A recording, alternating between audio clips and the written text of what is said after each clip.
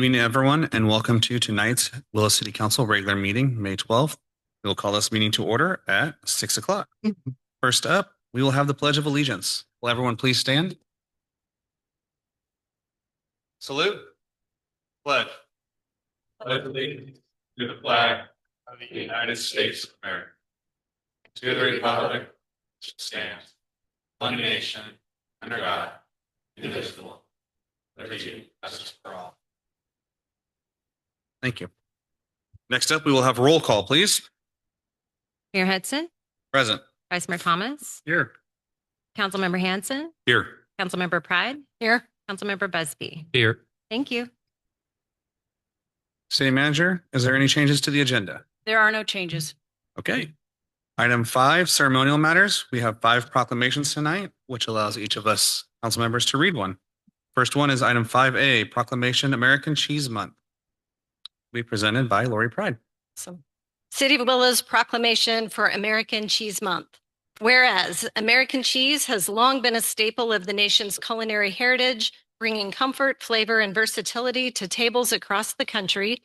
And whereas the production and enjoyment of American cheese supports local businesses, dairy farmers, food artisans, and retailers, contributing to the economic vitality of our communities.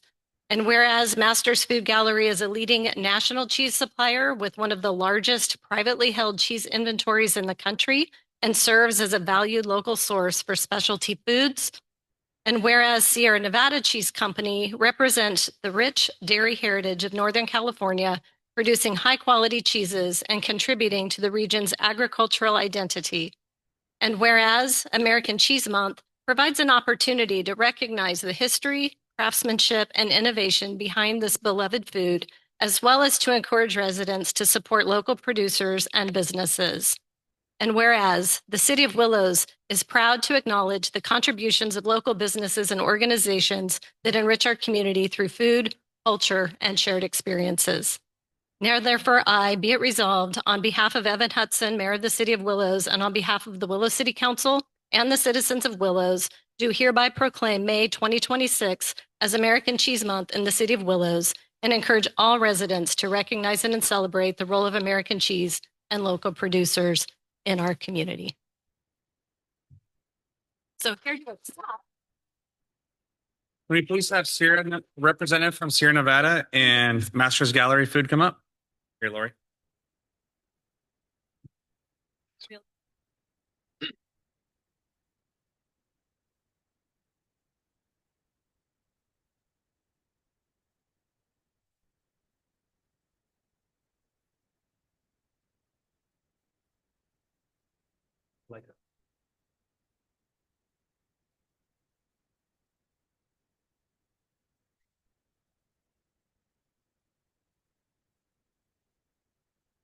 All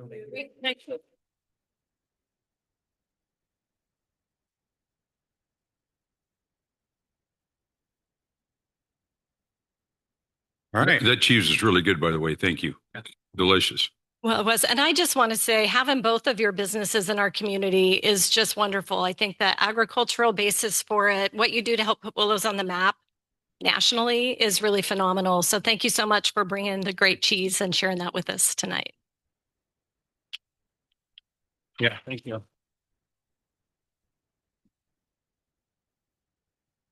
All right.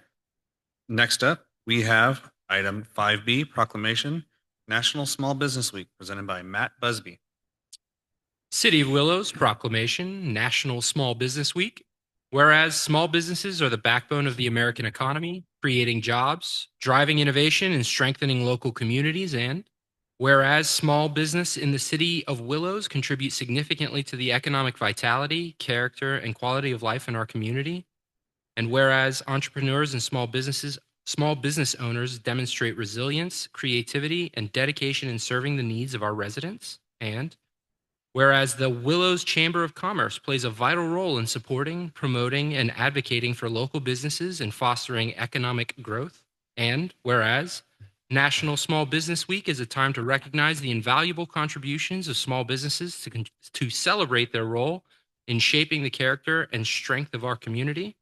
Now, therefore, be it resolved, I, Matt Busby, on behalf of Evan Hudson, Mayor of the City of Willows, and on behalf of the Willows City Council and the citizens of Willows, do hereby proclaim the week of May 3rd to May 9th, 2026 as National Small Business Week and call upon all residents, community organizations, and local leaders to join in recognizing and supporting the small businesses that are vital to our local economy and essential to the unique identity of our community. I believe the Willows Chamber is here to receive this. And our Mrs. Grand Marshal, I believe, for Land Derby.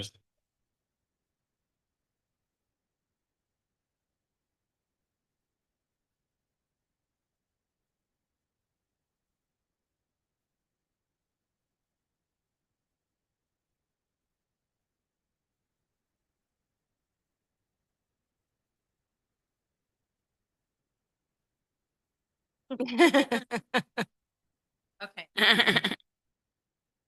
Awesome. I do want to say thank you for all the things that you have done for the town, from the Christmas events and everything else. It's really brought a different sparkle to the city and some community involvement. That's been really great to see. So thank you for your hard work. Absolutely. Done an awesome job. You and Tony were an excellent choice for Grand Marshal or Lamb Derby. How are your arms feeling after all the waving? Yeah. Show us the parade. There you go. Perfect. Yeah. All right. Next up, proclamation 5C, National Learn to Swim Day. City of Willows proclamation, National Learn to Swim Day. Whereas drowning is a leading cause of accidental death, particularly among young children, and is preventable through proper education and awareness. And whereas learning to swim is an essential life skill that promotes water safety, confidence, and physical fitness for individuals of all ages.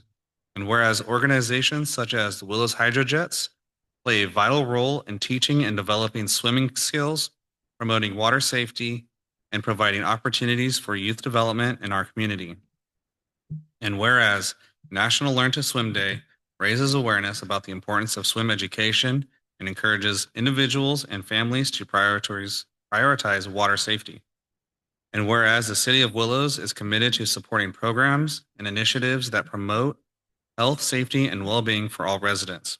Now, therefore, be it resolved, I, Evan Hudson, Mayor of the City of Willows, and on behalf of the Willows City Council and the citizens of Willows, do hereby proclaim May 16th, 2026 as National Learn to Swim Day in the City of Willows and encourage all residents to learn water safety skills and support local programs. In witness whereof, I have hereunto set my hand and official seal this 12th day of May, 2026. And here to receive this is the Willows Hydrojets.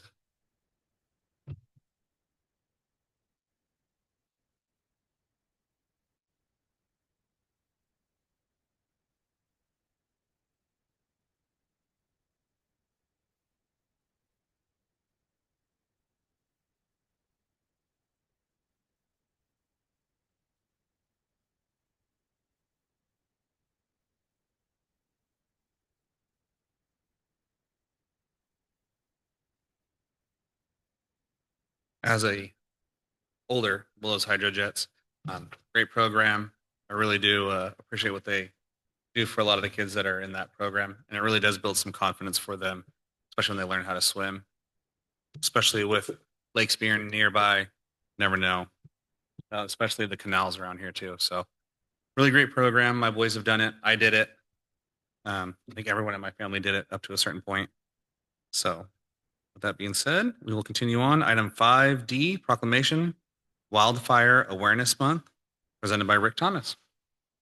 Thank you, Mr. Mayor. City of Willows proclamation, Wildfire Awareness Month. Whereas wildfire pose a significant threat to life, property, and natural resources in the city of Willows and throughout California. And whereas increasing temperatures, prolonged drought, and climate change conditions have heightened the risk and severity of wildfires in our region. And whereas proactive measures such as creating defensible space, maintaining properties, following fire safe practices can greatly reduce the risk of wildfire damage. And whereas public awareness, community preparedness, and collaboration among residents, local agencies, and emergent responders are essential to reducing wildfire risk and ensuring public safety. And whereas Wildfire Awareness Month serves as an opportunity to educate residents about fire prevention, preparedness, and evacuation planning. Whereas the Willows Fire Department and the Rural Fire Protection District play a critical role in fire prevention, emergency response, and protecting the lives and property of our community. And whereas the City of Willows is committed to promoting safety, resilience, and environmental stewardship within our community. Now therefore be it resolved, I, on behalf of the Mayor of the City of Willows and the City Council and the entire citizens of Willows, do hereby proclaim May 2026 as Wildfire Awareness Month in the City of Willows and urge all residents to take action to reduce wildfire risk and protect their homes and families and community. Chief Monk.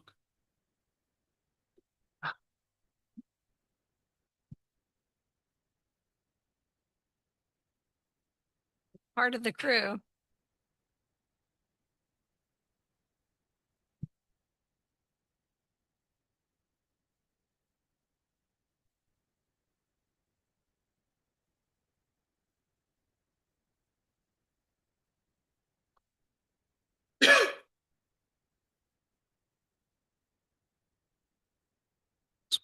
Thank you, Chief, and thank you to the Rural Board for making a presence and being here today. So, item 5E, proclamation, National Public Works Week, presented by Gary Hansen. Thank you, Mr. Mayor. City of Willows Proclamation, National Public Works Week. Whereas public works professionals provide essential services that support the health, safety, and quality of life of our community, including water, sewer, streets, and infrastructure maintenance. And whereas these dedicated individuals plan, build, manage, and maintain the systems that sustain our daily lives and ensure the efficient operation of the City of Willows. And whereas public works employees respond to emergencies, protect public health, and contribute to the resilience and sustainability of our community. And whereas National Public Works Week serves to recognize the contribution of public works professionals and to raise awareness about the vital role they play in our society. And whereas the City of Willows is proud to recognize this commitment, skill, and service of its public works staff. And whereas the City of Willows will celebrate National Public Works Week with an equipment showcase and community barbecue on next Thursday, May 21st, 2026, highlighting the work and dedication of its public works staff. Now, therefore, be it resolved that I, Gary Hansen, council member, on behalf of Mayor Hudson and the entire City Council and the citizens of Willows, do hereby proclaim May 17th to 23rd, 2026 as National Public Works Week in the City of Willows and encourage all residents to join in recognizing the important contribution of public works professionals. In witness whereof, Mayor Hudson has hereunto set his hand and official seal this 12th day of May, 2026, and to receive on behalf of his team is Community Development Services, Joe Betancourt. Joe.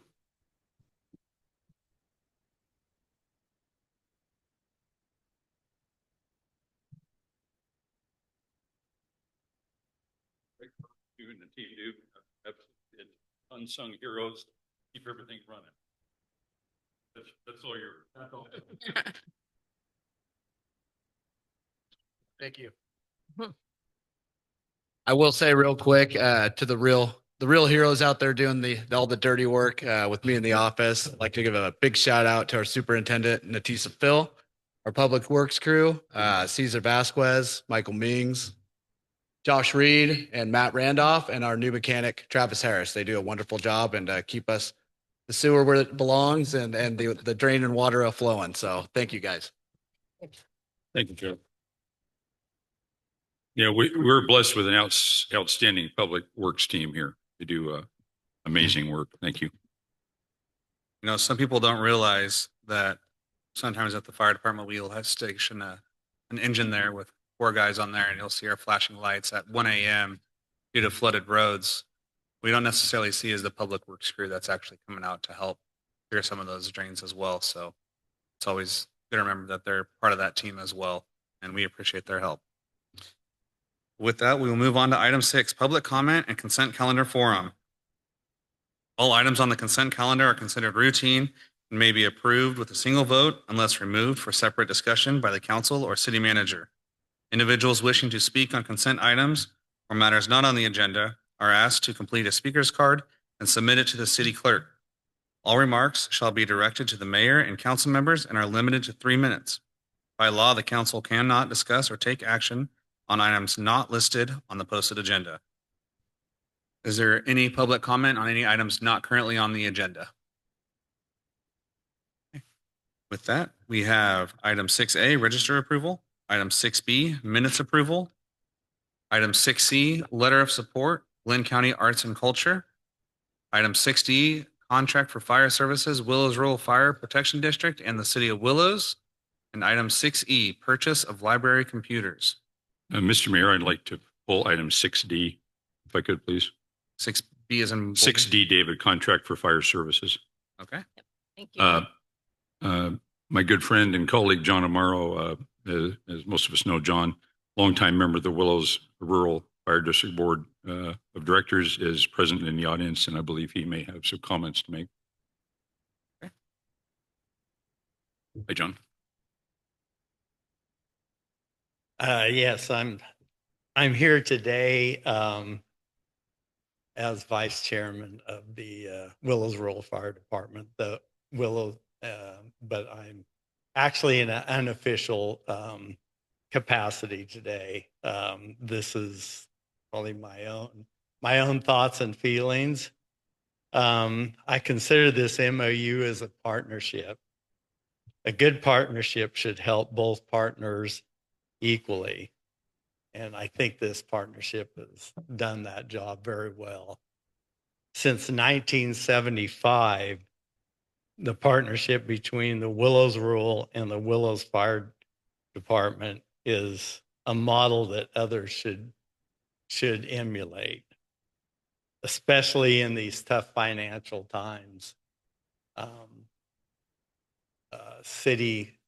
Cities and Willow and rural fire departments, they always have a tough time as far as financially. We're looking at $750,000 fire trucks nowadays. We have a great group of volunteer firemen, and I like to keep that group together. We have two very good fire chiefs, and Alex Parizio and Nate here. The city has always had the big advantage of having great fire chiefs, and it's been a pleasure to work with the Willows fire chiefs. I want to thank all of you, and I'd like to encourage you to improve this MOU today. Thank you. Thank you. Thanks, John. Thank you, John. I was going to ask to have it pulled also, just because I had a lot of questions on it. And so I just thought just for a little bit of discussion. So I want to say I agree. Can we, real quick, can we approve the other items and then we can Oh, come back to perfect. item D? And then we'll consider that essentially part of the discussion and action. So I will leave it up to, is there any public comment regarding item 6A, 6B, 6C, or 6E on the agenda? Okay, with that, I will give that discretion of the council. I would move to approve items 6A, 6B, 6C, and 6E as presented. Second. I have a first and a second. Any further discussion? All in favor signify by saying aye. Aye. All opposed, same sign. Motion passed to approve item 6A, 6B is in Bravo, 6C is in Charlie, and 6E is in Edward. Next item up will be 6D. Contract for fire services, Willows Rural Fire Protection District and City of Willows. The contact on this was, recommended action is approve the memorandum of understanding MOU between the City of Willows and the Willows Rural Fire Protection District, establishing updated terms to shared fire protection and administrative services totaling $491,094.80 from July 1st, 2026 through June 30th, 2031. So with that, Nate, do you want to speak on this at all, or Fire Chief Monk, you want to speak on this at all, or would you like the council just go ahead? propose their discussion and questions. Yeah, just real quick. This is one of the first things that I was tasked to kind of look at when I became the fire chief back in November of 2021. It was a multi-year process. A lot of work went into trying to come up with a fair, equitable, and realistic MOU. One of the things we looked at was what was on the old pieces of paper wasn't necessarily what was being done as far as like mainly administratively. It's the kind of what had happened with the chief before me and the chief before that. Not because it was wrong to do, but it was the right thing to do. It is the right thing to do. We work so close together. I've described the partnership often as an undivorceable marriage. What's good for Willows Rural is often good for the city of Willows, and what's good for the city of Willows Fire Department is also often good for Willows Rural, and we have a very symbiotic relationship between the two entities. The goal of this is to bring the fiscal piece a little bit closer to where it should be, and also to truly capture all the aspects of what and how the two agencies are intertwined together. The rural board were great to work with in this. Staff at the city was also very helpful in achieving this. And with that, I'm available to answer any questions you have. Okay, with questions, I will start with Vice Mayor Thomas. Okay, Councilmember Pride. I had a lot of questions just reviewing the new MOU, but I want to preface it by saying I think it is a wonderful partnership, and I'm appreciative of all the history that's gone on. I'm appreciative of the hard work that Chief Monk put into and the board put into doing the Prop 218 studies that some of the districts did to just go back in history and start raising the revenue that's needed to provide the level of services that we have to have. I didn't want this item to just go on the consent calendar because I thought it needed an opportunity for the public who doesn't always read the packet to hear our discussion and talk about how good of a partnership we have between the Willows Rural and the city of Willows. I think it's important to note with the passing of the Prop 218 that the Willows Rural is able to provide more financial funding to the city of Willows as part of that partnership. When you look back historically in some years, that was under $40,000 a year. And the city does provide a lot of service to the Willows Rural. And I think the Rural Board acknowledges all of that and has appreciated it. So it's nice that the financial means were there to bring that more in line with being able to offset the costs for Willows incurs in performing some of the services under the MOU. So thank you to Chief Monk and thank you to Commissioner Amaro. You know, I took minutes for those board meetings for a long time, and you know, everybody's vested in doing what's best for the Willows Rural District or the city of Willows. So I just really wanted to say I had a lot of just technical questions on the agreement, nothing substantive, but I thought it was important that we did just really highlight how effective the partnership is. Councilmember Hanson, anything to add?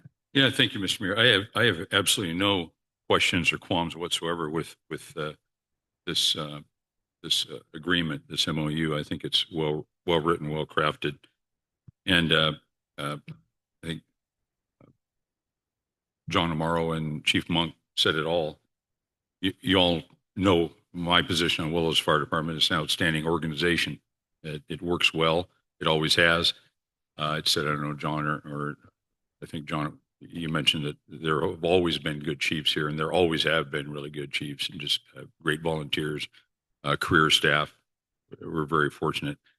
I've been involved working with Willows Fire Department in the capacity of since 1977 in the capacity of law enforcement, and also capacity a good number of those years as a volunteer in another agency, not Willows, but it was Glen Cadora Fire Department here. But Willows has always been an outstanding operation organization, and as a chief and his predecessors have always touted, it's not City of Willows Fire, it's not Willows Rural, it's not it's a volunteer organization, Willows Rural and City of Willows Fire, right? It's Willows Fire, even though there are three different entities there. It works well. We certainly don't need an operation like we have in a neighboring county, that the stations are a half a mile apart and don't talk to each other. We're just very fortunate. Willows Rural District recently had their Proposition 218 process, and thank God it was successful. And it'd been many, many years. And of course, the costs have gone up. But I just want to thank everybody involved with Willows Fire, Chief John, everybody involved with Willows Fire, Mr. Mayor. It's an outstanding organization. And, this is I believe this is a fair agreement. The district still doesn't really have any money, right? John, and not, you mentioned a Wildland engine's, what, 750,000, we're looking at purchasing an engine 2, and then not long down the road, we're going to be looking at purchasing a new ladder at millions of dollars. But anyway, those are my comments. I'm very supportive of this agreement. And Chief, good job on creating it. And I think we all understand where we're at and where we need to be. And just it's a fine organization. John, thank you for being here tonight and for your comments. That's all I had, Mr. Mayor. Thank you. Thank you. Councilmember Matt, anything to add? No, just, hey, nowadays all we do is talk about how bad government is. We need to take time to celebrate when it works. Thank you guys very much. Yeah, this works. Short and sweet and to the Short point. and I sweet. love Good it. job. Okay, Yeah. great job. I kind of stayed out of this quite a bit. My dad is on the rural board, serves with you. And I know he gives Chief enough of an earful, so I wanted to make sure I wasn't standing on the other side of that and make sure we kept things separate. But I know he said he was happy with it, and I've always trusted him when it comes to financial decisions. And so I've always enjoyed the partnership. Chief Alex is a great rural fire chief to have. He's been our volunteer president a couple times, I think, throughout the years, and has always just done a great job to help support in any way that he can, as well as Chief Monk. As far as Glenn County goes, I don't think you can ask for a better situation when it comes to two people that care about making sure firefighters are ready to do their job. And I really enjoyed this contract because from a personal standpoint, it protects my parents and my grandma and my aunt and my sister and my brother-in-law that are on the rural side of the border. And this is where district lines, no longer are hard cut. They get to merge a little bit. So just because they're on the other side of the tracks doesn't mean that we don't have to respond. It means that we get to respond out there and provide that same level of care, that ALS level of care that we now have across the board. So that's really important to me to know that everyone out there is getting that. So I don't have anything further. With that, I'll leave it to the pleasure of the council. Sorry, is there any public comment on item 6, David, contract for fire services? Seeing none, Mr. pleasure of the Mayor. council. Mr. Mayor, move to approve item 6D, David, as presented. I have a first. Second. You guys want to Rochambeau? I'm gonna go ladies Matt can first. have it. Councilmember Pride is a second on that. Any further discussion? All in favor signify by saying aye. Aye. All opposed, same sign. Motion passed 5-0. All right, next up, item 7, discussion and action calendar. All matters on the discussion and action calendar will be discussed and acted on individually. Individuals wishing to speak on these items are asked to complete a speaker's card and submit to the city council. Comments should be directed to the mayor and council members and are limited to 3 minutes. By law, the council cannot discuss or take action on items not listed on the posted agenda. Item 7A, budget workshop, fiscal year 2026-27 preliminary budget review. Recommended action, receive a presentation of the fiscal year 2026-27 preliminary budget for the city's general fund and sewer fund. Provide comments and direction to staff in preparation for the final budget approval process in June.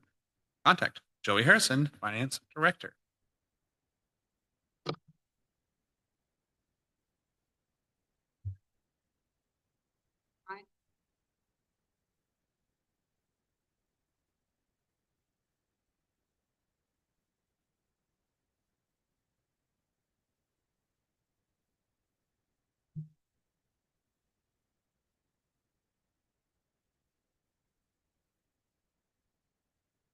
What I'd like to do today is run through the city's main operating funds, especially the city's general fund and sewer enterprise fund, as part of this preliminary budget review, and have a discussion with City Council about where the city's current financial position is and the future outlook. Next slide. As part of today's presentation, I will be walking through the budget preparation process and discussing some of the key factors and considerations that were taken into account in developing the primary budget. We will be looking at the general fund, including proposed changes and additions that will likely be recommended next month when the budget is brought back for adoption. We will also review the general fund forecast and fund balance. This forecast is updated as needed, as fiscal conditions can change frequently throughout the year as budgets evolve over the course of the year. Following that, we will review the Sewer Enterprise Fund before opening discussion for questions and direction from Council. Next slide.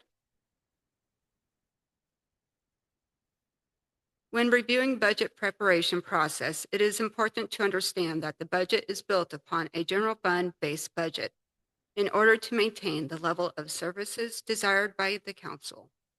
This includes maintaining the staffing levels necessary to provide those services, as well as the related non-personnel and capital outlay expenditures required to deliver those services to the community. The level of services desired by the council should be funded through discretionary revenue sources such as transit occupancy tax, Measure I, sales tax, property tax, and developmental fees. These types of ongoing revenues are received by the city and help offset the costs associated with providing the level of service the council wishes to deliver to the community. We have reviewed the base budget, and it's been updated since it was last presented at mid-year budget meeting on March 24th. We have incorporated that feedback and rolled the focus areas into next year's budget planning.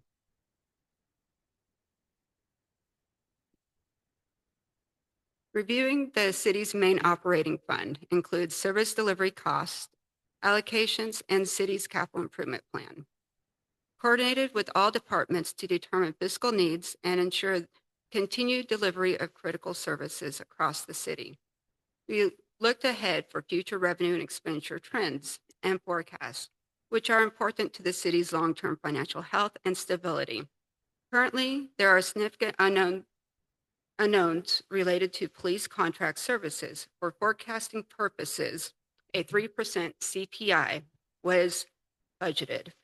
There are also several costs impacting the budget, including rising insurance, retiree pension, and employee benefit costs.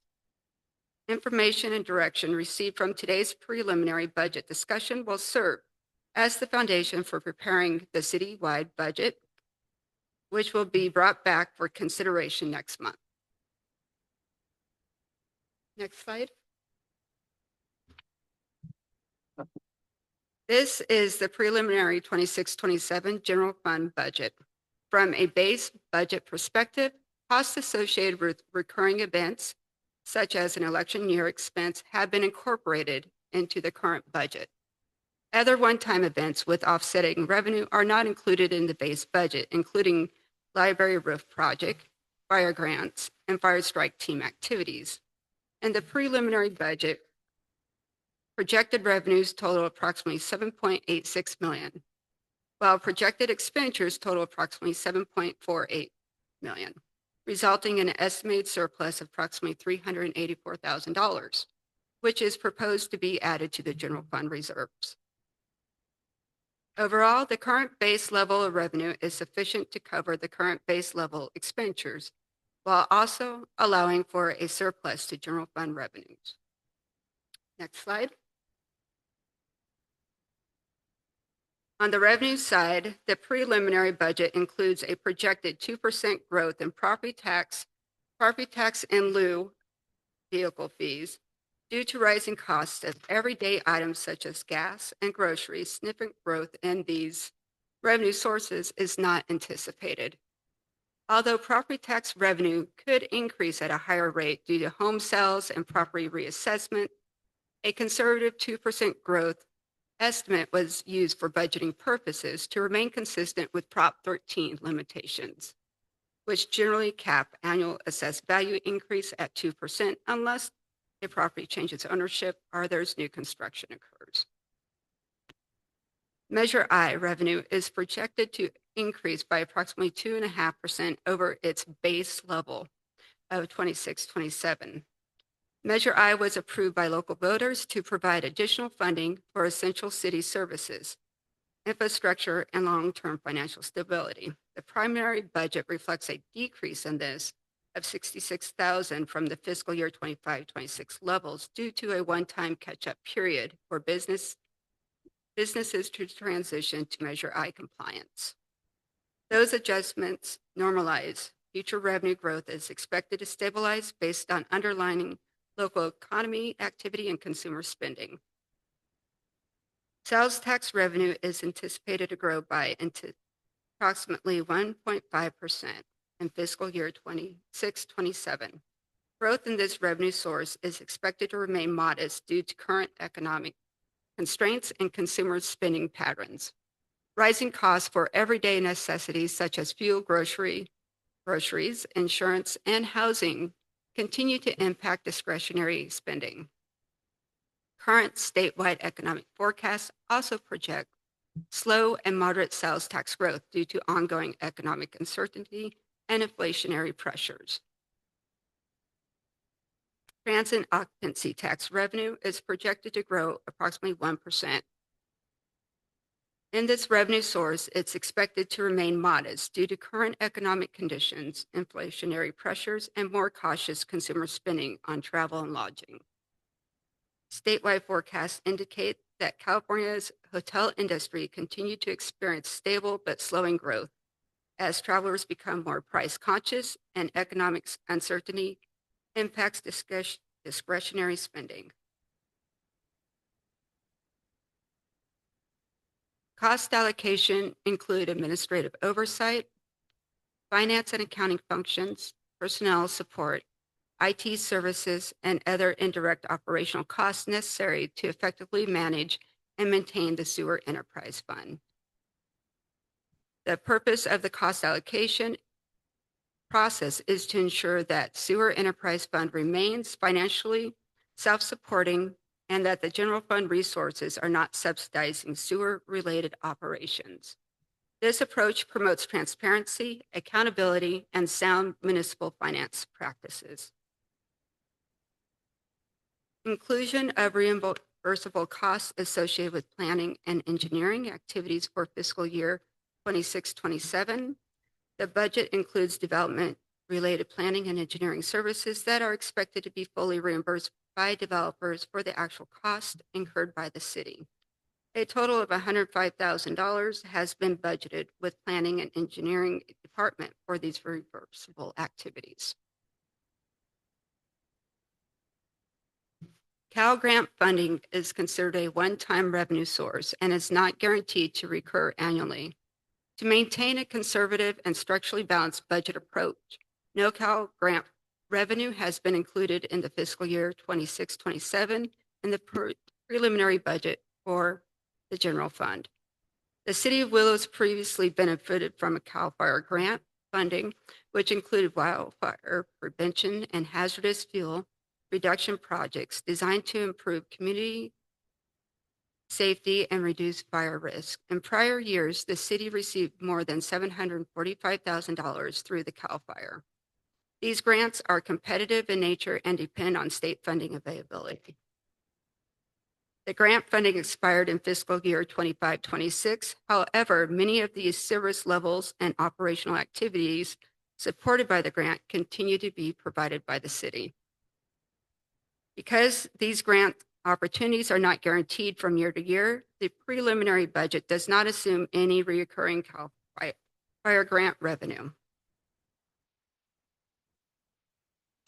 OES strike team revenue has historically been used to offset fire department operational and administrative costs within the general fund. This happens when city fire resources are deployed through California's mutual aid system under Cal OES.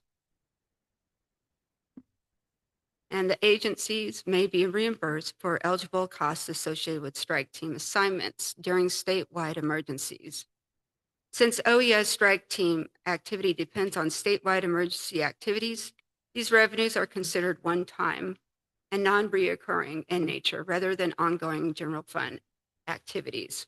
The primary budget has been restructured to improve financial transparency and accountability by moving all OES strike team related revenue and expenditures into a special revenue fund for 26-27 budgetary purposes.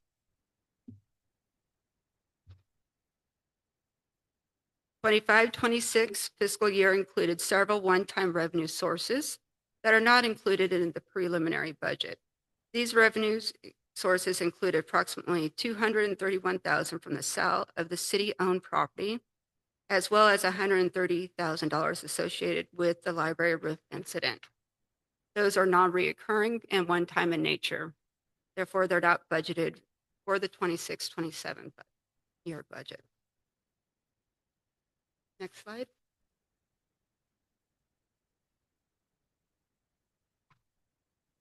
When preparing the fiscal year 26-27 preliminary budget expenditures, staffs considered City Council's adopted fiscal year 25-27 strategic priority report and the city's desired service levels, operational needs, and long-term goals.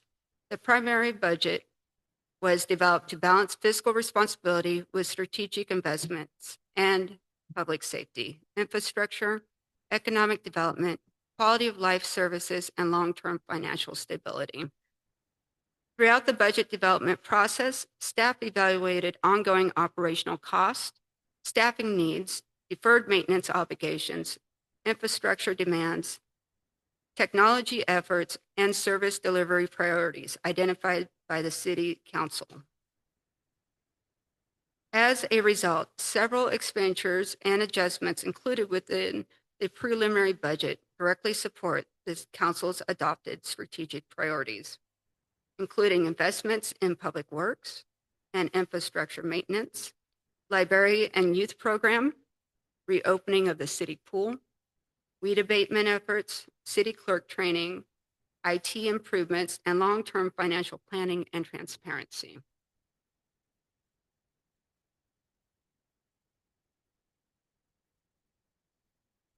The preliminary budget includes an increase of approximately $10,000 within the city attorney's office associated with code enforcement activities. These costs are related to legal review, abatement support, enforcement actions, and compliance-related matters that may arise throughout the fiscal year as the city continues to address property maintenance concerns, health and safety issues, and community appearance. Legal support remains an important component of the city's overall code enforcement efforts.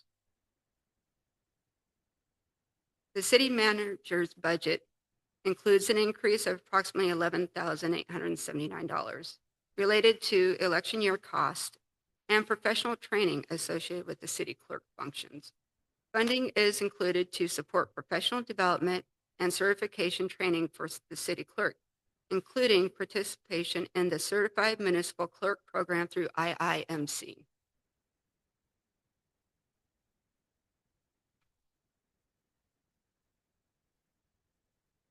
The preliminary budget includes a new information technology department.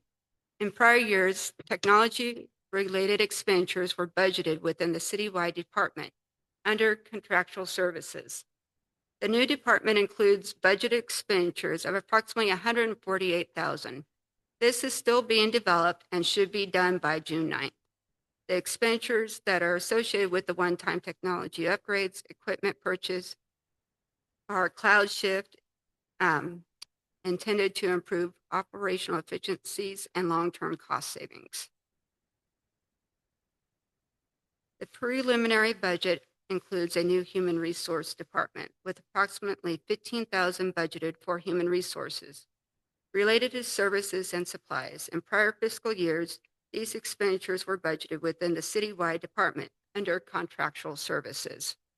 As employment regulations and labor compliance continue to evolve, maintaining adequate HR support is important to managing city risk, supporting employees, and ensuring compliance with new laws.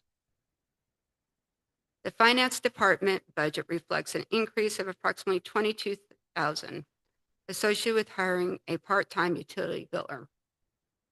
In previous year, the City Council adopted a full-time financial analyst utility biller. However, the position has not been filled. At the City Council's discretion, the fiscal year 26-27 preliminary budget includes funding for the position as a part-time rather than a full-time, with the position anticipated to be filled in August. The preliminary budget reflects a decrease of approximately $60,000 within community development services and supplies. This reduction is associated with completion of the municipal code update as a result of a one-time fee within professional services. The preliminary budget reflects an overall decrease of approximately $315,000 within the citywide department cost. This reduction is associated with the removal of the one-time expenditure of $215,000 related to the purchase of the property and approximately $100,000 associated with the one-time health insurance costs. Because these expenditures were non-recurring in nature, they have not been carried forward. The Civic Center budget reflects a decrease of approximately $130,000. This decrease is primarily related to a one-time expenditure associated with the library roof collapse.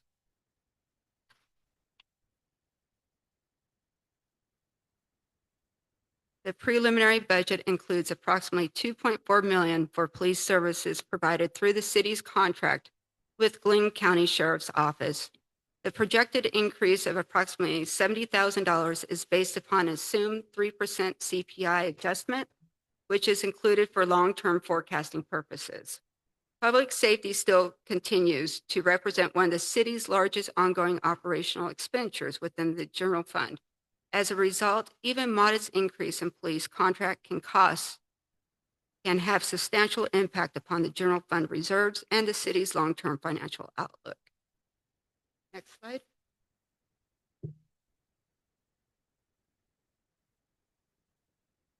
Engineering costs within the preliminary budget have been adjusted to better reflect ongoing operational needs and anticipated project activity levels. The preliminary budget reflects an overall increase of approximately $36,000 within the library personnel services. This includes 2 full-time positions, including the city librarian and children's librarian. In addition to 4 part-time librarian clerks, the budget also includes a 2.5% salary increase for the part-time library clerks, which is an estimated cost of approximately $988 annually. The pool department budget reflects an overall increase of approximately $18,000 related to personnel costs and operational expenditures associated with the anticipated reopening of City Pool for 2027 season. Public Works reflects an increase of approximately $34,000 in Public Works personnel costs. The increase is due to negotiated COLA and step increasements, along with a full-time mechanic that is fully budgeted for the full year.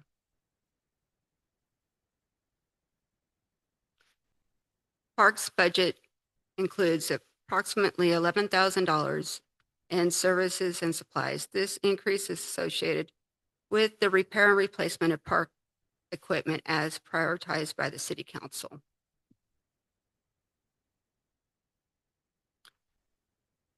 Fire department reflects a decrease of approximately $249,000 in personnel costs and services and supplies.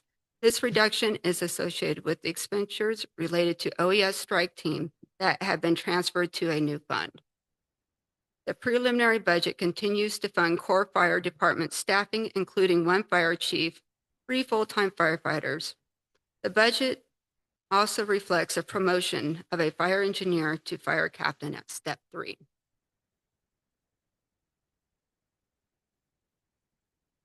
The budget reflects an overall decrease of approximately 159,000 within non-departmental and capital expenditures. This decrease is associated with reduction in one-time capital projects that occurred during the prior fiscal year. All positions are funded fully for the entire fiscal year. There are no vacancies, so there's no cost savings that have been assumed within the budget. The preliminary budget includes only negotiated and approved salary adjustments for full-time staff. The budget does not assume additional salary increases beyond those already authorized through existing agreements, approved compensation plans, or city council approved actions. For long-term forecasting purposes, police contracts have been programmed to increase annually by the assumed 3% CPI factor. This assumption was included to provide a reasonable estimate for future public safety costs, escalation, and long-term operational impacts upon the general fund. Next slide. Looking at the general fund revenue characteristics associated with the city's revenue structure, taxes continue to be one of the city's primary ongoing revenue sources. Major tax revenues includes property tax in lieu of vehicle fees, Measure I, local sales tax, and transit occupancy tax. These revenue sources are heavily dependent upon overall economic conditions, consumer spending, inflationary pressures impacting consumer purchasing behavior, property values, and broader statewide economic performance. Collectively, these tax revenues comprise of approximately 82% of the city's ongoing general fund base revenue. Current long-term financial forecasting assumptions anticipate annual revenue growth by 1.5 to 2%, while projected expenditure growth is estimated at 2.5 to 3% annually. Expenditure growth is driven by increasing personnel and operational costs impacting day-to-day operations. These assumptions have been incorporated into the city's long-term financial forecast. Next slide. Looking at the general fund expenditure characteristics, inflationary pressure continued to impact the city's day-to-day cost of operations and the ability to maintain desired services. The city, like many public agencies throughout California, continued to experience increasing long-term pension and retirement-related obligations through CalPERS. Employer contribution rates are heavily influenced by investment market performance, payroll growth, demographic trends, and statewide retirement system funding levels. In recent years, CalPERS investment performance and certain clean energy and ESG-related investment losses have received increased public scrutiny. As a result, long-term pension cost and unfunded liability obligation continue to remain a significant financial consideration for local governments throughout California. Existing staff levels and the related operating costs required to deliver the desired services throughout the city continue to put financial pressure on the general fund. The increasing costs directly affected the city's ability to maintain current service levels, operating capacity, and community programs while also maintaining long-term fiscal stability. The city also continues to rely on contractual and professional services in areas where existing staff levels are not sufficient to fully provide all desired service levels and operational needs identified by the City Council.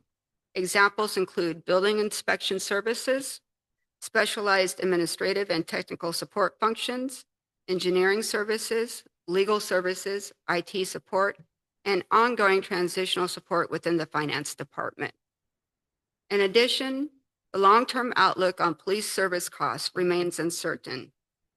Police service contract expenditures continue to increase at rates that often outpace general fund inflation and consumer price index, creating ongoing financial pressure on the general fund. The city's long-term financial forecast, as discussed earlier, assumes a 3% CPI growth assumption. Next slide.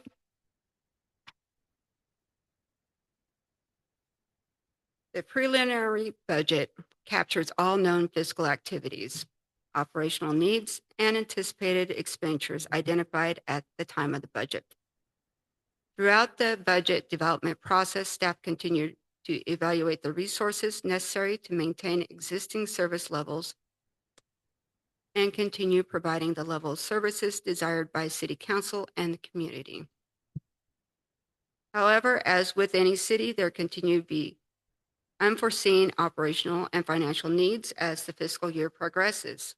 These may include unexpected vehicle and equipment repair, infrastructure failures, emergency response, and community safety needs. Some examples of unforeseen or unbudgeted costs incurred during the fiscal year include emergency repairs associated with the library roof, health insurance costs, the purchase of new property, the 140th birthday, and OES strike team.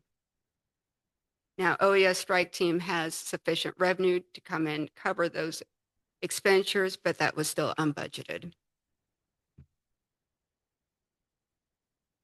Next slide.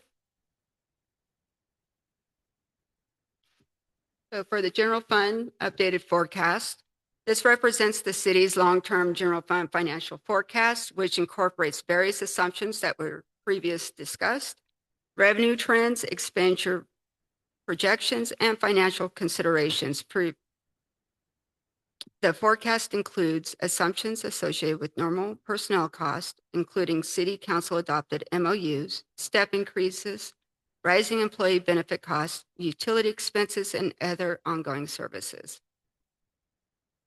The forecast also incorporates estimated general fund revenue growth of approximately 1.5% to 2% annually, while projected expenditure growth is approximately 2.5% to 3%. As reflected within the forecast, both general fund revenues and expenditures are projected to continue to increase over time. However, expenditures are anticipated to grow at a faster rate than revenues. As a result, the annual operating surplus gradually declines throughout the forecast period. For the current fiscal year, the city is projected to end with an estimated general fund surplus of approximately $727,000. At the time of the mid-year budget review, the projected surplus was approximately $317,000. The increase since mid-year is largely associated with the unbudgeted OES strike team and the insurance proceeds related to the roof incident. Next slide.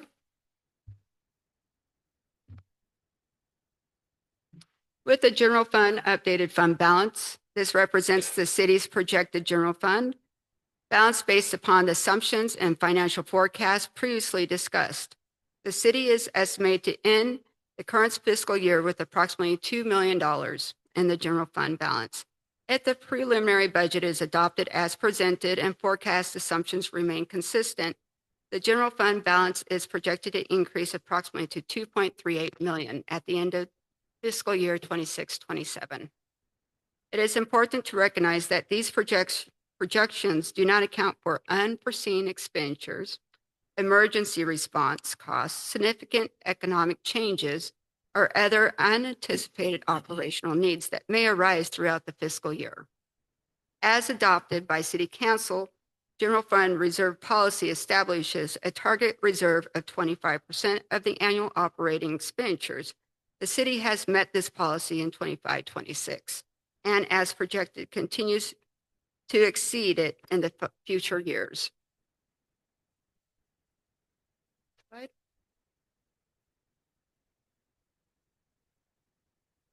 There may be opportunities moving forward to strengthen and grow the city's overall revenue structure and improve long-term general fund stability. Staff continue to review and analyze grant-funded programs to identify opportunities for reimbursable staff time. The city continues to actively pursue grant funding opportunities for capital improvements, infrastructure, public safety, and other community development needs. The city may evaluate potential revenue-generating opportunities associated with city-owned assets, including the potential sale, lease, or financing of city-owned properties where appropriate. Next slide.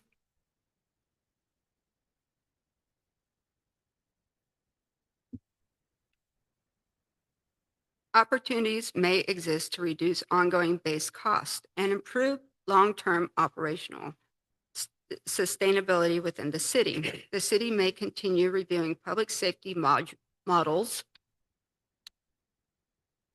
operational structure, and cost recovery opportunities associated with police and emergency response in an effort to better manage long-term general fund impacts.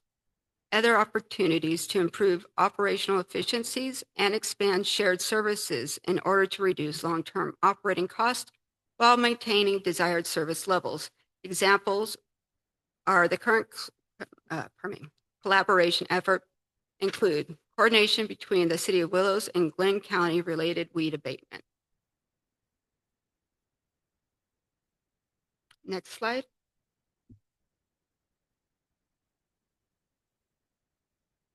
The sewer fund indicates projected revenues of approximately 2.9 million and expenditures of approximately 3 million. The sewer fund is projected to end the fiscal year with an estimated fund balance of approximately 2.76 million, which is 1.3 million for current reserves for operational, capital, and system-related obligations. The sewer fund primary budgets includes program rate increase taken into consideration the city's ongoing Prop 218 sewer rate study currently underway that would become effective August 1st. The sewer fund continues to support ongoing wastewater operations, regulatory compliance requirement, infrastructure, capital replacement needs, and system improvements necessary to maintain reliable services. The budget includes several planned capital improvement and infrastructure-related projects. The planned projects include lower building improvements, wastewater treatment plant, annual sewer replacement projects, chlorine contact chamber improvements, filtration structure repair, annual vehicle replacement, Tyler utility billing, and wastewater treatment plant SCADA and administration building upgrades. The budget also includes approximately $300,000 associated with overhead, administration, and public works staff support costs related to sewer operation. Actual transfer for this will be done at year-end with the actual cost. Before consideration of planned capital expenditures, the sewer fund is projected to maintain an operating margin of approximately $900,000 for 26-27 fiscal year. Before we open up for questions, I would like to ask that if the City Council has any requested changes prior to the June 9th meeting, please provide them to me by no later than May 29th. I win. May 29th. Now I'd like to open it up for questions or comment. Before we get into the weeds, is there any public comment regarding item 7A budget workshop, fiscal year 26-27 preliminary budget review? Okay, pleasure of the council. Councilmember or Vice Mayor Thomas, do you have any questions? Well, I have a question. One of the things we're doing is we're taking the sewer billings back from Cal Water. Is that correct? Yes, sir. And from what I can read in the paperwork that I've got, that the in-house cost through Tyler is about 17,000. Yes, that's projected for the Do we mod. know what we were paying Cal Water to do that service? I don't, but I could get that information and get back to you. Yeah, just a number I'd like to have. Okay. And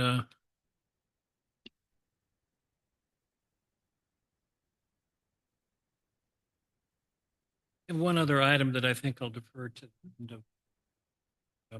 other council members' comments.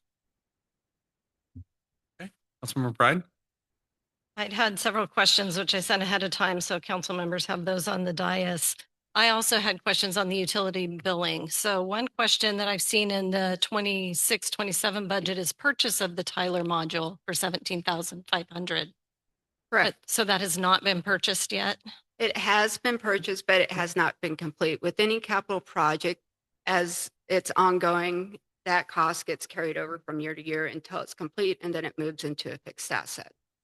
So as we pay for it, that cost doesn't change. So we didn't pay for any of it last fiscal year. We're going to pay it in totality when it's complete. So once it's complete, it moves from the capital improvement plan to a fixed asset.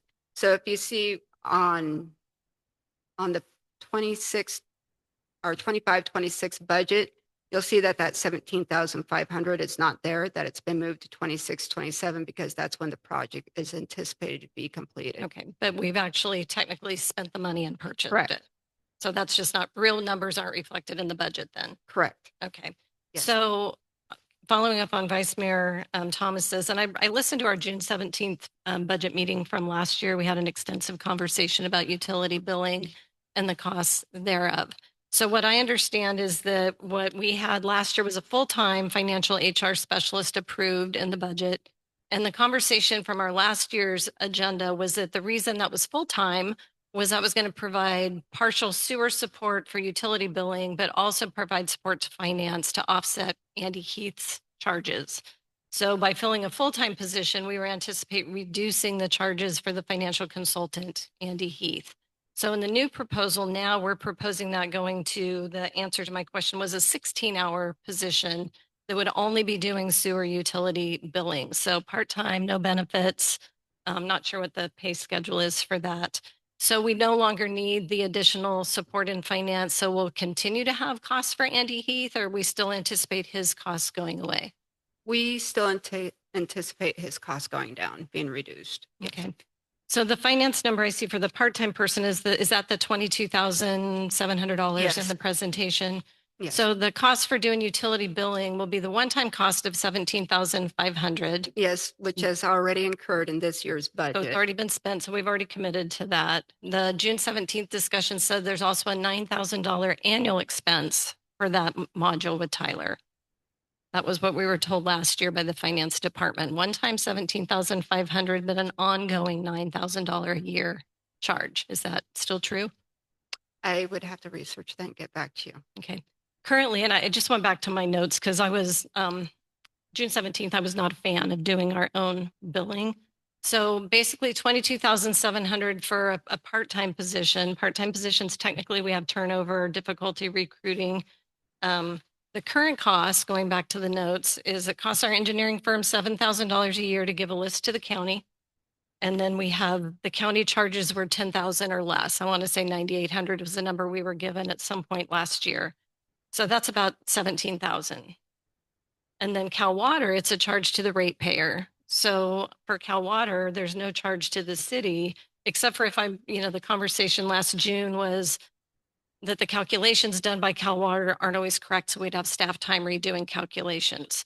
I believe Cal Water wants to get out of billing for us. I know they said that they had, and that's what told to us. I talked to the manager at National Night Out and asked him, if they were wanting to get out of the contract. And he said it's a PR nightmare for them because they get calls repeatedly because people don't like the billings. And so for them, they don't want it because they're getting nasty phone calls all the time about the billings. So on the surface of it, just looking at raw numbers, it's more expensive to bring it in-house. It is, but we have more control over the financing and the billing and everything else on a whole level and collecting. So if our part-time person turns over and we have a vacancy, who would absorb the work of making sure the utility billing was continuing?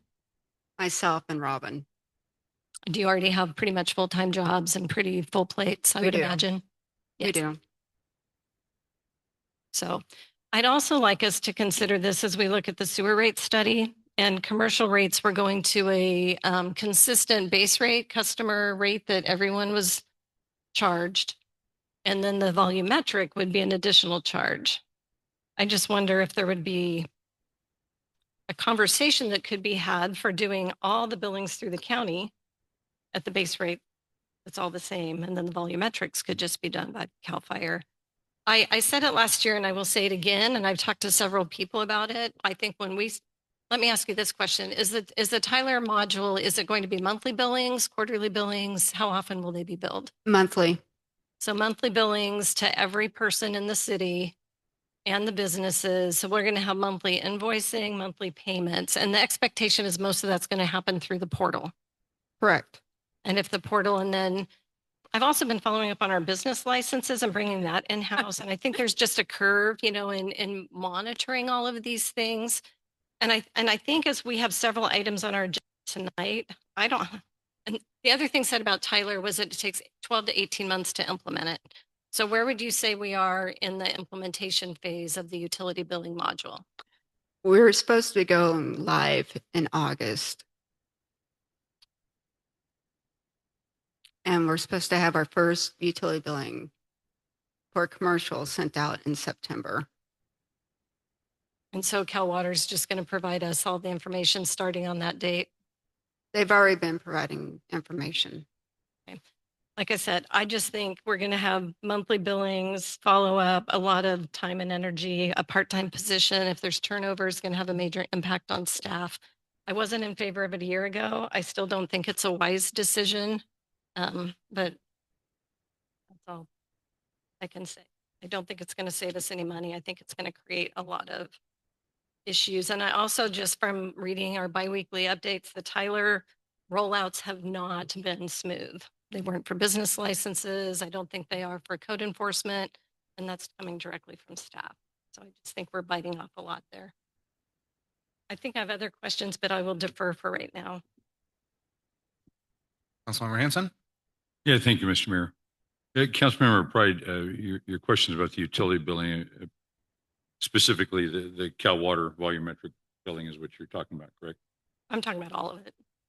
I mean, we're bringing all of the billing. We're bringing residential and everything. Right, in. that's what I'm talking about. Yes. Currently, what Cal Water is currently doing. The commercial. Right. Yes. Exactly. So the problem with that, sure, it's going to cost us more money. Absolutely. But Cal Water, one of these days, is going to drop the hammer. City Manager Marty Brown can back me on this. Cal Water does not want to do that billing, and they've warned us repeatedly for years now. And one of these years, that service is not going to be available. We're one of It's the continuing other relationships in other parts of the state that are Yes. similar to this one. So they have. Yeah, we're one of the very few left in their system. So we need to be. It'll cost us a little bit more money, but we need to be ahead of the ball game, because one of these days we're going to get the memo that they're no longer performing the billing. So I think it's only prudent that we move forward with that, and that's why I voted. That's why I voted in favor. I'm sorry, Marty. Go ahead. I'm sorry to interrupt, but I do want to remind the council of another thing. There is a prior council member who is not on the dais and is not on the council anymore that was driving the bus on bringing business licenses and utility billing in-house. And that would be former council member Sprague, who's no longer here. And that was something he was pushing really hard on. And it seemed like the council at the time was okay with what he was pushing hard on. And which is why this is what happens when somebody really wants to do something a lot and there isn't much pushback from other policymakers, and then staff go, oh, okay, I guess this is what we're doing. And we start working on it. This is how 2 years later, you end up here with a different council that may want to do something different now. I don't have control over that. As you all know, these things take a long time to do. We've been working on this and getting to the utility module for over 18 months.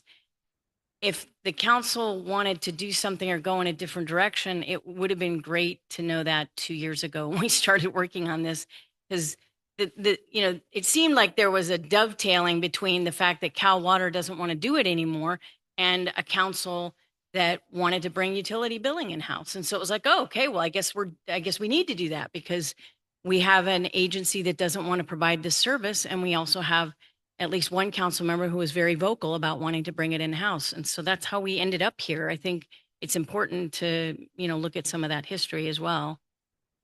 I mean, I didn't just want to do this. I mean, we have tons of work here to do at the city. I wouldn't just go looking for, another thing to do.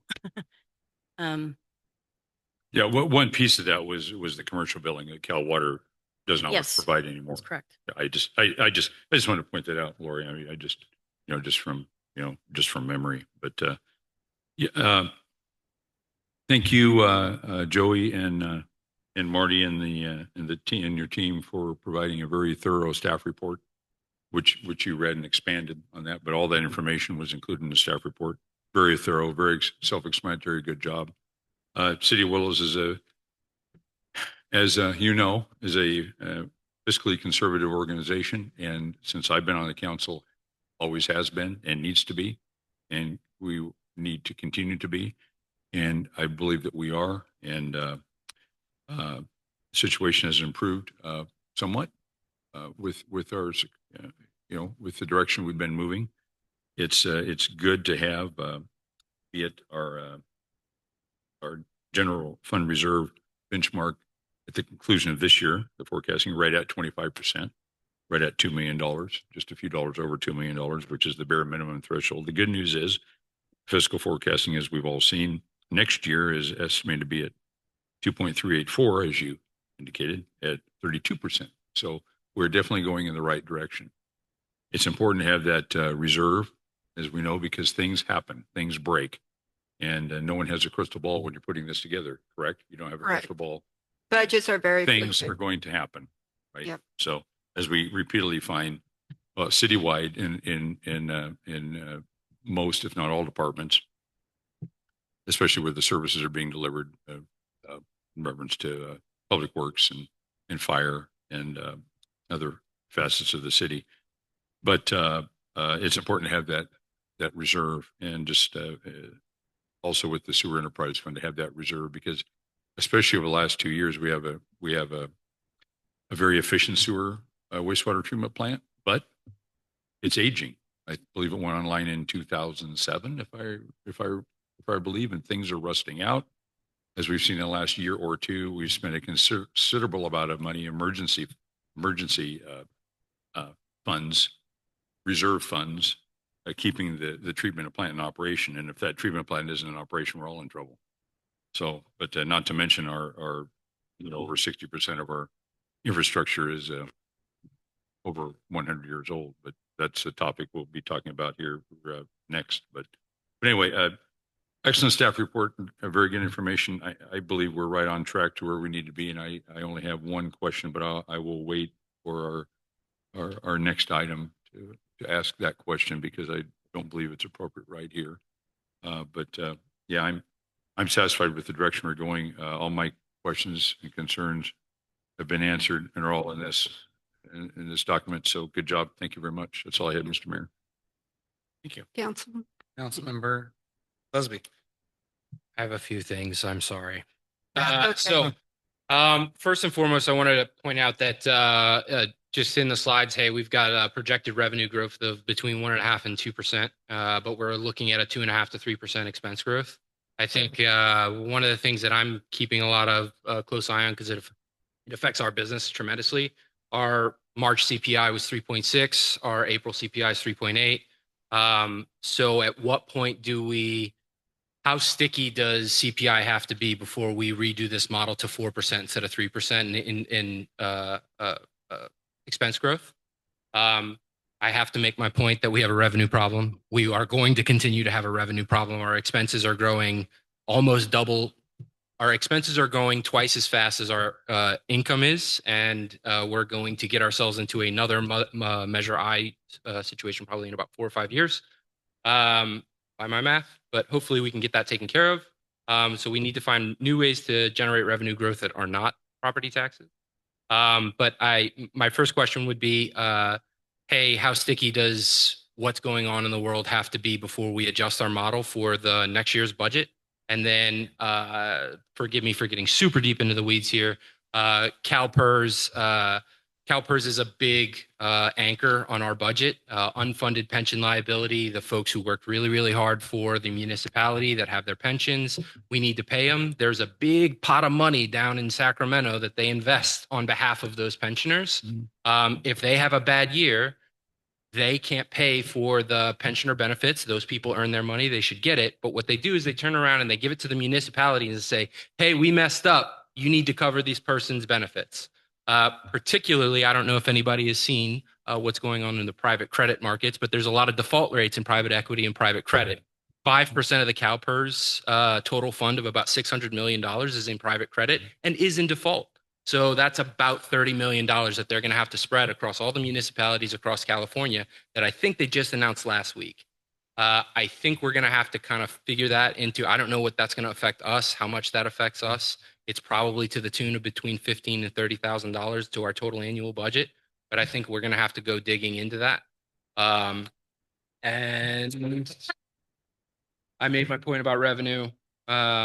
And then the IT services. I asked a bunch of questions about IT services because I formerly had an IT business. I think IT services, the big increase of about $150,000, you can actually kind of hang it on deferred maintenance. We have been kicking the can down the road. We're probably 10 to 15 years behind on file servers, Exchange, all that kind of stuff. We've been kicking that can down the road because we didn't want to spend the money. And now it's really going to hurt because we didn't want to spend the money, and we should not do that in the future. That's all I got. Mr. Mayor, just to counter on this, on Councilmember Busby's comments about CalPERS, that's one of my pet peeves. You've heard me rant about that before, but the mismanagement of CalPERS is absurd. It should be criminal. I have tried to contact CalPERS with direct questions. I've been ignored. I have pleaded to be don't ignore me. Either call me or email me. I have received nothing. I've participated in Zoom town halls. I've received nothing. I am ignored. Their bizarre green initiative, instead of investing in lawful American companies that make money, they're playing with the tax dollars from every CalPERS, every municipality, every city, county, special district, as well as state funds. It's all taxpayer money paying into the CalPERS fund. And if they don't, just like I said, Matt, if they don't make their benchmark, it's on the backs of the municipalities, the cities, the counties, the special districts to come up with the money. And it's just, that should be illegal. I mean, my God, it's nuts. So when Wolf Hansen Company helped us through several years ago through the pension obligation bond that wiped us clean at the time. Now it's starting to build up. Obviously it's starting to build up now. But that's a concern. That's a concern. And I'm not finished making noise with CalPERS, but this is absolutely insane the way this operates. It should not be lawful, but it is. Their mismanagement of the funds, and the funds are not only taxpayer dollars, they're also dollars from the employees, as you know. Absolutely. Part of your earnings go into CalPERS, a good chunk of them, and a good chunk of city money also goes into CalPERS. I'm saying this, we all know this. You and me know this, okay? The staff knows this, but a lot of folks in the audience may or may not know this. It's absolutely insane. I'm sorry, man, I'll stop here. But I mean, it's just, and it's on the backs of the taxpayers and the employees, the hardworking employees, to make this up. And that's not right, because the sole purpose of the CalPERS board is earn money to fund the CalPERS system. That's the sole function, and they do not do it. It's mismanagement. It's malfeasance as far as I'm concerned. Thank you. I feel better. Send me a bill for the therapy. Thank you, Matt. Thank you, Mr. Mayor and council members, I did budget for about a $60,000 increase in the CalPERS UAL payments from 146 to 205. That sucks, but thank you. You're welcome. What's the unfunded total, Joey, now? It's, pardon me? What's the current unfunded, without me looking it up? What is it right now? 205. We're at 205. And Yes. what, we did the pension obligation bond refund in Zero when I started here in 2021. 5 years ago. we were at zero. Correct. That's 205 on top of the debt service from the last time this happened. So- Pension obligation bond, that's correct. Yeah, so it's just toxic bad debt, and that's not to say that the people like they earn their money. It's the financial institution. Is the benchmark 7% this year? What is it this year? The CalPERS benchmark till that trigger is pulled on the unfunded liabilities. Rob just said it is 7%. 6.8 is right at 7. Okay, Rob, thank you. Thank you, Mr. Mayor. That's all I'm sorry if I went into a tangent, but I'd feel better. Vice Mayor Thomas, would you like to pick up where you left off? Well, what I had proposed is from a fiscal standpoint, based on Mr. Busby's comments. I ran for council in 2022, got elected in November of 22. Spent about $2,000 of my own money to get elected. I ran because I wanted to see the city do better. I wanted the city to survive, and I wanted the city to flourish. It was my adopted retirement home. I didn't really care about the $250 stipend that the city council receives at that point in time. But having been here for 3 years, I see that what thought would be a couple hours on a Tuesday is not a couple hours on a Tuesday. For example, this agenda itself was like about a 5-hour study hall. 100 pages. Yeah. And studying the municipal code, Title 18, from the Finance Committee to the Safety Committee. I think it was inappropriate that it took me a year to recover the money I spent to get the job. So I would propose that the council consider raising the $250 stipend to $500, and the planning commission perhaps what are they at, $50 a month? Yes, they are. They should see the same kind of increase to $100, and that would be about an $18,000 additional expense to the general fund. But as we increase the revenue or the stipend that the council gets, it's more fair to the council member, but it's also an opportunity to maybe attract additional candidates for council. And I think it's just appropriate that it's a lot of time. I think it's probably, if we're lucky, we get $1 an hour, maybe $2 on a good month. And I didn't do it for the money. I did it for the city. But at the same time, and I can't speak for all of these members on the council, but I think they probably ran for the same reason. They wanted to see the city better. But I would think it'd be appropriate that we consider that at this point in time, that we increase the stipend for both the planning commission and the city council. I'll defer to my council members for comment. Yeah, thank you, Vice Mayor. I'm sorry, Mr. Mayor, go ahead. No, I wanted to appreciate that, but I just want to make sure that we finish up the conversation with going over the preliminary budget with any further questions. No, I'm good on basic numbers. Okay. With that, is there any public, did I already ask for public comment on budget item? I think I did, but so we're circling back around. So with the comments, is there any further comments regarding Vice Mayor Thomas' proposal?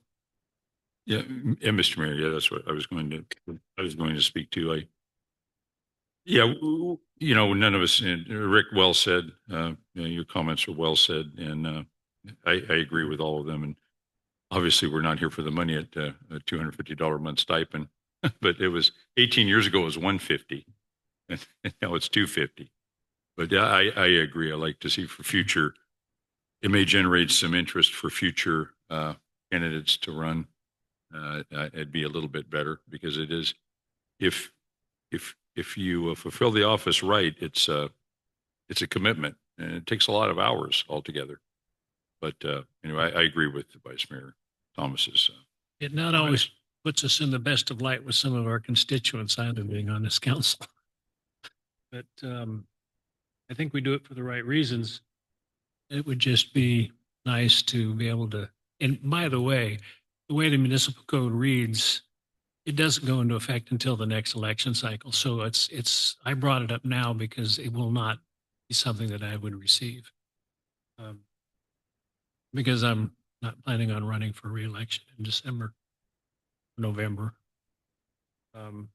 So those that come on would receive that, and I believe those that are currently on would receive it at that time, but I would not. Mr. Mayor. Mr. Mayor. I was just going to ask one quick question. Is this a proper time to bring this up as it's part of the budget, or does this need to be council comment? As a Well, next we, consent I think calendar? this is a good time because we're in the discussion phase and you're not approving anything tonight. And Okay. I mean, unless it looks like there's 3 or more council members against the vice mayor's idea, we'll probably bring that back as a proposal for approval and consideration at the June 9th council meeting. Okay. Just making sure. Yes, Councilmember Hanson. No, thank you, Mr. Mayor. Yeah, just for, so Marty or Counselor Gretchen, my question would be, per state law, what is the maximum that City of Willow size a council member can receive now? It's Pretty sure it's 950 950. for this That's city. the max 950. Yeah, because a few years ago it was 600 and it went up. I know that, but per the government code, I believe. Yeah, City of Orland went to 950 when that changed a couple of years ago or so, or a while back. Marysville just announced they went to 585. Yeah, 585. Yeah, Willows is definitely is the lowest in the region. But like I say, we're this is all about community service. But yeah, I would be in favor of that. I just wanted to point that out. I think that 500 would be more than fair and still fiscally conservative. That's all I had, Mr. Mayor. Thank you. Thank you, Rick. Yeah, I know when I got on this, it was brought up to my attention that, hey, you should get on city council. All right, what for? Well, at the time, the conversation had come around to possibly get rid of the fire department. And as a person that a part of the fire department as a volunteer and seen the good work that they do, they don't want that to happen. I was worried that was the direction our city was going, was that we're going to get rid of first responders. I didn't want that to happen. I don't think it was until I started the process of applying that I found out there was even a stipend. And at that time, my kids were not old enough to watch themselves. I would have a 3-year-old running around the house, is now 6. And I didn't trust my older 2 boys to watch them. But I was spending more than the stipends worth for daycare to watch them, to come to the meetings, let alone, the extra time and the effort that everyone puts into it. But for the daycare and the food, it was costing more than just the stipend that we're getting. So if you're looking for, no offense to the semi-retired or retired council members, but if you're looking for a working class citizen of Willows to apply for this position, there has to be some sort of an incentive there for them to pay for that childcare, to pay for those extra expenses that they incur because they have miss work or they're missing out on something. And the best way that we can help supplement that is hopefully build a better town for those kids. But if I miss a Little League game for city council, right, then there has to be a way to pay. How do we pay that back? Well, hey, I can at least make sure I can take my son out for ice cream because I missed his Little League or something similar to that. So as a parent who's working and still raising 3 kids, I think it's fair to supply that increase. And as Rick stated, it doesn't happen until elections. So there are 2 election spots open this year. Way better than the 4 last year, or 3 last year. But so it doesn't kick in until those positions are refilled and goes that route. So yeah, that's my own personal story on it. Like I said, I definitely didn't do it for the money. I was trying to do it to make sure that this was a good community for me to raise 3 boys in. And now I have 6 of them in my household. So, and so I just want to make sure that they have a safe place to live. And that was my goal when I got on here. And hopefully still have a town that they can call home. So with that, I would say that you have a general consensus don't know if that's what you need to possibly bring it forward later. Unless Councilmember Pride or Councilmember Busby has something to say on that in reverse. Other than I understand that we are in a revenue problem. Yeah, I'm broke guy. I can't, yeah. Which we are. Going back to our general fund preliminary budget, I was kind of running some other percentages. We are running at a 0.5 to about a 1.5% loss year over year on our expenses are gaining on our revenues at a 0.5% to 1.5% faster than our revenues are growing. With that best case scenario, with our current revenue positive that we had for this year, we'll be back into a deficit again in 10 years. Worst case, it's in 3 years. So that's just some mindset there to also think about. We are, and you're correct, we are in a revenue problem still. And we talked about a lot of people about Measure I is going to be providing us better public safety, and it has. It's done a great job at that. Oh, yeah. It's helped pay for our increased costs for the sheriff's contract. It's helped provide ALS coverage. Yes. You know, it's kept our full-time staffing of the fire department, brought us more public works staffing, children's librarians, now full-time and in-house, which we've never had before, or at least it's been a very long time since we've had that. So it's brought us a lot of really good services. Unfortunately, our expenses are just always growing. They're growing everywhere, growing in my household. So they're going to grow for the city too. We're the ones with a definitely stuck budget without voter approval. So I just wanted to bring that up as we continue on into our next item. And we continue to discuss the discussion on public safety. With that, any further questions for Further Joey? questions? Okay, then that think we're good. concludes this. You're good. Okay. Thank you, Joey. Thank you. Thank you, Joey. If I could, Mayor, I just wanted to mention that I forgot, I was told this morning, that the public hearing on weed abatement will require to be continued and to be renoticed. But if there's anybody here and the council so wishes who wants to speak on it, they could certainly get up and speak and then just continue the item until the next meeting. I don't know if, is there anybody here to speak on weed abatement?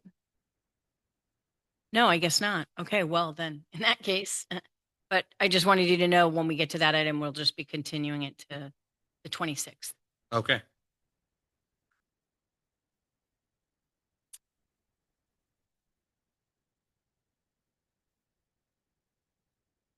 Okay, with that, we will continue on to item 7B. Willows Police Department and Community Facilities District Formation Professional Services.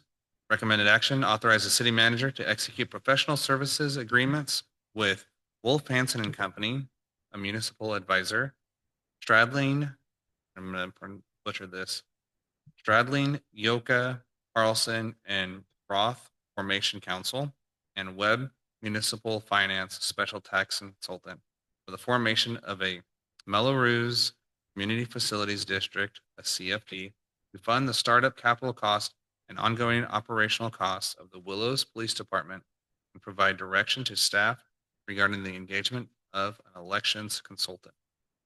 Presented by Robert Pankrast. Am I saying that right? Yes, that's correct. Wolf Hansen and Company. Marty, I'll let you start us off. Thank you. We're over. Thank you, Mayor, Vice Mayor, and council members. Very quickly, before Rob gets up and presents on this topic, as you may recall, at the April 28th meeting, we had this same basic topic, but with more options and a little bit, I would say, kind of more introductory remarks and narrative on each of the options. The council, and I just want to mention that the mayor was absent at that meeting, but the rest of the council took action and gave staff direction to move forward with the Melrose Community Facilities District with the idea of working on both developing a CFD for startup costs of a new police department, as well as some level of future operational costs, and maybe possibly consider including fire services as part of that CFD. There was a lot of information that was asked of the council for us to come back with more detail, because of course that was a very preliminary discussion. And Wolf Hansen went back to the table and took a look at the dates and the timeline and what we could do. We were talking about a November election this year. That doesn't look any longer possible. And so we're going to talk about that tonight. In addition to that, Rob's also going to go into a little more depth on the partners that were listed here. We didn't also have that level of detail last time and what's proposed to move forward, as well as, the timeline and the process. And the current timeline proposed is a March or June election in 2027 now. And Rob can get into some of the details about the challenges of trying to get this on a November 26 election when he speaks. But with that, that's kind of the overview of what we're going to be discussing tonight. Again, the actual proposal of the structure of the CFD is not changing. This is more detail about what that conversation was on April 28th. And with that, I'll hand it over to Rob Pankratz from Wolf Hansen.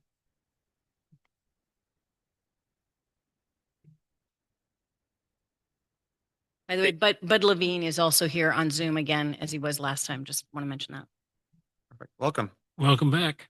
back. Right. Sorry. Hey, Rob. First welcome for me, but welcome back for everybody else. Thank you, Marty. Good evening, Mr. Mayor and members of the City Council. It's our pleasure to be back with you again this week to talk about how we are going to fund police services, both the startup costs and the ongoing services into the future. At the council meeting 2 weeks ago, we really sort of talked extensively about all the available options to fund both operational and startup costs for the Willows Police Department. And we ultimately came to the conclusion that the best path forward was to do a Mello-Roos Community Facilities District, because that has several key benefits that the other funding options do not have. It has the ability to fund both facilities and services via a single vote, a single election. It has a very high degree of customization relative to the rate and method of apportionment of taxes. And it also has the ability to fund services virtually into perpetuity if the council decides that that's the way they want to go. So when we left off last 2 weeks ago, we were talking about, would it be possible to get this on the November 2026 general election ballot? And my answer 2 weeks ago was potentially it would be very, very tight, but it may be feasible. And so I went back and talked with my partners and other professionals, and we put together a preliminary schedule, and it indicated that it could potentially be done, but it would be extremely, extremely tight. We then came back and discussed with staff if there were any other additional deadlines and requirements that the county imposes that would supersede the state requirements. And in fact, the county has a deadline to get all the ballot materials ready approximately 1 month before the state's deadline. And that deadline comes in mid-July. And so it would not be procedurally possible based on that deadline to make the ballot for November 2026, because part of forming a community facilities district involves the council adopting a resolution of formation. Then there's then a waiting period. You need to notice a public hearing. Then the public hearing needs to be held. And then there's other notice periods, et cetera. So it just wasn't procedurally possible to get on the November 2026 general election ballot. So we investigated what future election dates might be available. Now, the city can always run a special election at its convenience, but that, of course, is more costly. And there's concerns around voter turnout for special elections. There are 4 potential general election dates in 2027. I believe they're in March, May, August, and November. And those are general election dates for various local elections and local measures that are made available. However, my understanding is, particularly for March and likely for some of the other 2027 election dates, although it is a designated general election date, this may be the only item on that general election ballot. So although you may be able to save some expense as compared to a special election, there are still the same potential concerns about voter turnout. However, having an election in March or May of 2027 gives significantly more time for public outreach, for studying the community, for doing polls and really right sizing this tax for what this community is it can afford and is willing to pay, and then to match that with the level of service that this community needs. So included in the staff report is a revised schedule that tracks to a March 2027 election date. And I'll just walk you through a couple of those steps briefly.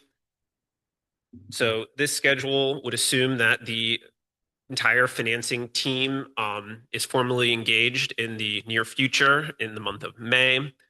We would then have a kickoff meeting with the full team in late May and sort of chart our path forward. We would then hope to engage an election consultant for the city, and I'm going to come back to that optional step here in a little bit. Over June and July, we would try to accomplish a number of things. We would refine the Willows Police Department facility and equipment cost estimates, working with city staff and the city's feasibility consultant that prepared the initial report to sort of get a better sense, both from a facilities and an ongoing services standpoint, sort of what our bogey is, like what do we need to fund to provide that adequate level of service. Over that same period, we would evaluate whether or not it makes sense to include fire services as a component of that community facilities district. That can be included and still go to one ballot, one vote, would have those same benefits. So you could potentially fund two different services through a single ballot measure. Then in July, August, September, the elections consultant and ourselves would work to engage the community, go through the scientific polling process, and really sort of do that work to see if it makes sense to move forward with a ballot measure at that time. Once we have that buy-in, the special tax consultant around late summer will start to develop the RMA, the rate and method of apportionment of special taxes. It's an iterative process, and there's a lot of flexibility in that process. You can tax at different tiers. You can tax different zones of property using different formulas. You can set up different areas of the community. If, for example, one area is going to have a higher level of service than another area, not that I'm suggesting that, but sort of just to make the point that there's really an infinite amount of flexibility in how the RMA design is designed. So that can be a relatively lengthy process, depending on how long it takes to sort of right size that special tax formula once we know what our target revenues are in terms of both facilities and services.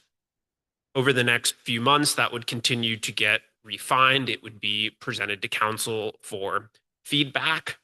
And then we would come back to the city council likely around October with a final rate and method of apportionment, a final boundary map, the formation documents, et cetera. That would get introduced at a meeting. Approximately 1 month later, a public hearing would be held. And then in early 2027, the formal voter outreach campaign would start, where that's really the get out the vote. Now we know what the tax is, we know what we're presenting to voters. It's about engaging the community and building buy-in at that point. If the election can then be held in March or one of the various election dates thereafter, or any time at a special election. And then if there is a successful election, it's approximately a 3-month process before bonds can be issued. And then in terms of when you would start seeing tax revenue for services tax, the earliest you would start to see that revenue would be early 2028, assuming that everything is wrapped up in time to get the special taxes on the voter rolls before what's likely a July 2027 deadline. I can keep going and talking about the various providers, professionals and their services, or I can pause for questions. I know I sort of just covered a lot of ground really quickly. I have a question. It talks of the Willows feasibility team assisting in developing the cost estimates and revenue projections, well, that underlie the special tax. And so your firm helps us develop a police budget, including the No. facility? No, my understanding is that you've been working with a local expert in police services who has put together on a preliminary basis sort of a baseline feasibility study. And our recommendation would be either to continue working with that person or another qualified person to really refine that budget so that when we do design a tax and sort of right size that tax, it's being designed for the actual level of revenue that's required to maintain the level of service you wish to maintain. Well, we're talking about looking for a bond issue for a tax to build a police department. We have no clue what cost facility and that sort of thing. So we need a plan, put the thing in place. So do we need to hire a consultant at this point in time as well? Or re-engage? If you don't want to use the feasibility, the cost estimate that was done by the other consultant as a base, I'll have to go back and read it because did it talk about building a police station? no, it talked about tenant improvements in the area where I sit, which is the old police department. It was talking about really kind of a, base shoestring budget of a police department. And that included making some basic tenant improvements to the area where the finance department and my office is currently, which is where the former police department was. And a variety of he had basically two different tiers. He sort of had a real bare minimum, bare bones police department. And then there was like a higher end if you wanted certain higher end, for example, weapons or higher end cars, then that would bump the total cost of getting a police department started into a higher price range. So there was a little bit of a range, but generally speaking, the entire focus was on tenant improvements to the existing space where the old PD was. Somewhere I remember that was basically temporary. It would only last for so long because it wouldn't meet ultimately requirements as the city needed these services. That I don't recall off the top of my head. To if I may, Marty, yes. So the temporary facility that was proposed in the initial consultant's report, it was this will get you by for a while, but there are state laws as to what you need to have. But what we were told was the leash is pretty long on how long you have to go from a temporary to a permanent facility. The question was, how long do we want to play in that grace period, and how much can we afford? Do we want to get this all done in one fell financing swoop, or do we want to have a tomorrow problem? Yeah, that's correct. It was basically a reestablishing a police department on like buying a used Yugo, temporary to get us through at the time, right? And then with some expansion there too, but the consultant did do a thorough job on it. I mean, he was trying to taper for what we needed at the time, but it was temporary quarters here to make some temporary quarters to get us. Well, if we're going to the effort of a bond issue, I would certainly think we should actually be looking a little bit more long-term. Yes, agreed. I think that's what we just kind of came to is, yeah. Agreed. Just as an example, Kensington Police Protection District in the Bay Area has been in module or trailers for 5 years now. They moved in immediately after I left that position, and they're still in module trailers. So it is a long leash that you could go with the temporary model. But I think it's actually another step we need to take. And I think we need to look at both. I think we need to have a plan for what a more permanent facility would look like and a cost, which we'll have to figure out who's going to do that for us. But I also think as soon as the money's coming in, we want to be able to start implementing. So we might have temporary quarters so we can get it up and running as quickly as possible, because building can take a while. Right. I don't think the operationally that makes sense. I think what we're talking about here is for the financing mechanism, Yep. right? So if we do this on the temporary thing, we go out and finance the temporary thing. All right, 5 years later, the state says, okay, guys, now it's time. We're going to have to go out and do another thing to go finance another building. Well, and I wonder, I think we just need to have another meeting or give staff direction as part of this to give us some quick options on who we're going to retain to pull those true costs together so that as we move forward, we get those numbers. I wonder if our engineering firm couldn't come up with, if we were going to put modulars or a permanent building on our property that we own, if they could at least come up with a ballpark conceptual design and some costs that would go along with that, just for a number.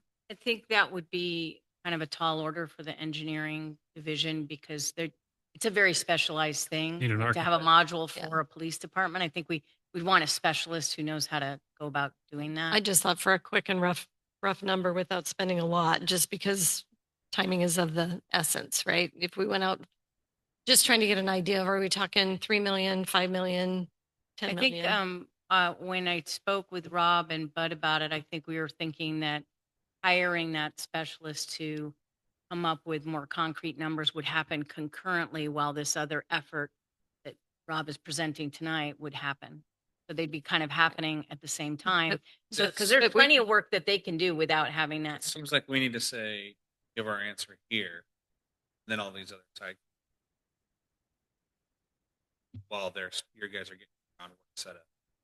That makes sense? Fair to Absolutely. say? And if we're building a skyscraper, we've got to start with the foundation, you guys with the foundation. Then we can start adding on. Love that. But correct me if I'm wrong, for the draft rate and method of apportionment, we need numbers.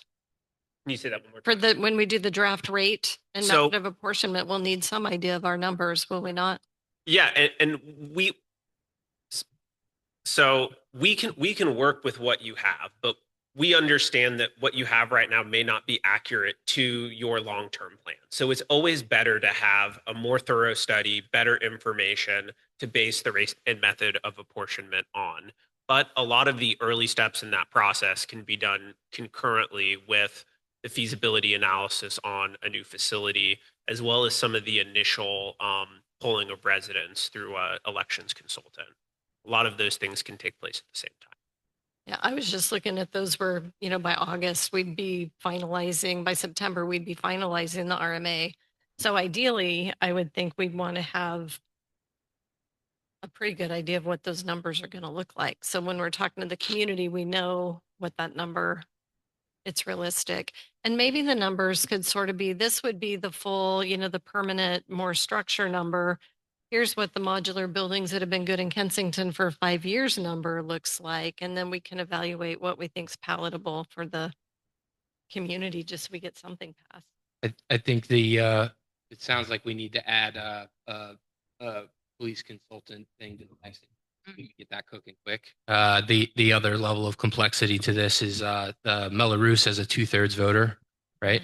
What happens if it doesn't pass? We need a plan B. And the 2/3, that's of the numbers of votes cast, correct? Yeah, of those that vote. Correct. And I'm happy to talk about some of the plan Bs here. We've been in discussion on that. You can always look at a general obligation bond. However, that cannot be used to fund ongoing services. It can only fund facilities, and it also requires a 2/3 vote. You can look at a parcel tax, which is a special assessment. If it's general use and not specifically tied to police funding, it does only have a majority threshold. But if you want to make it special purpose and allocate it specifically to public safety, the voter threshold does increase to 2/3, but you can't bond against those.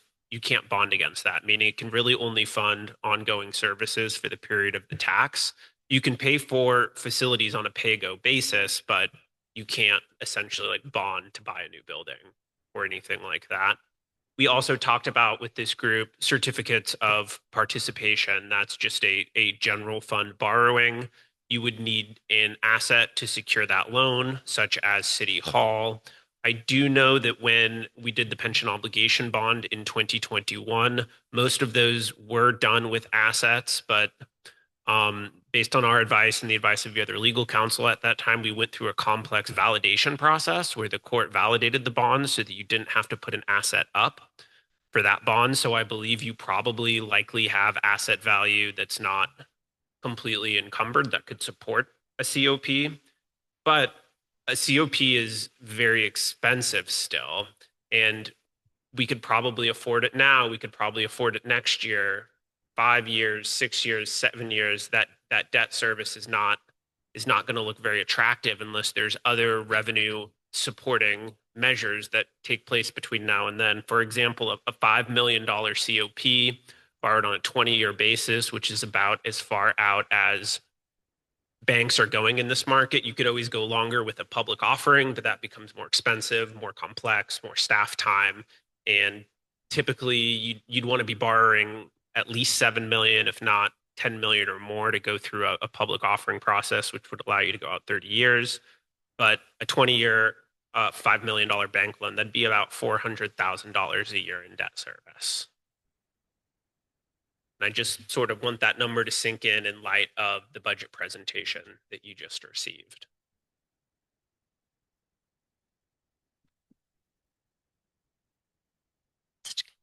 That sounds like a great plan B. You have a revenue problem.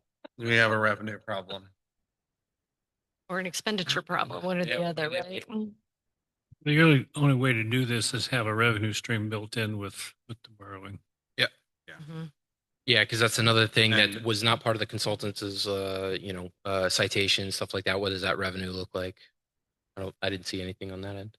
And a 50% general fund ballot item is not an option. I'm going to ask the people to pay for something. I want to make sure that exactly what's going forwards, and that's going to be their public safety. That's going to be making sure somebody's out their door when they're not. It might be used for that. I don't want that. So, No, Um, Mr. Mayor, I agree with that. I mean, so Rob, the recommendation obviously is from your firm and from staff is to pursue the Melrose Community Facilities District CFD, correct? Correct. And to hire the Right. team so that the team can Right. get started. Yeah, you've indicated that last meeting and in your staff reports.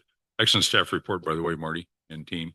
Yep. And Rob, thank you. Excellent staff report. Covers everything very thoroughly, as did the last one. I think we need to move with the, if we pull the switch, I recommend we do the into perpetuity switch, make sure there's funding. But I'd like to see, and Mr. Mayor, you mentioned it, and it is mentioned in the staff report and in your outline too, but I think it needs to be a public safety measure, period. Police and fire. Not just police and fire. Get behind public safety. This is all about public safety, period. And it's, and it's expensive as we know, and we've just heard, it's extremely expensive to deliver municipal services and getting more expensive with the high rate of inflation. And,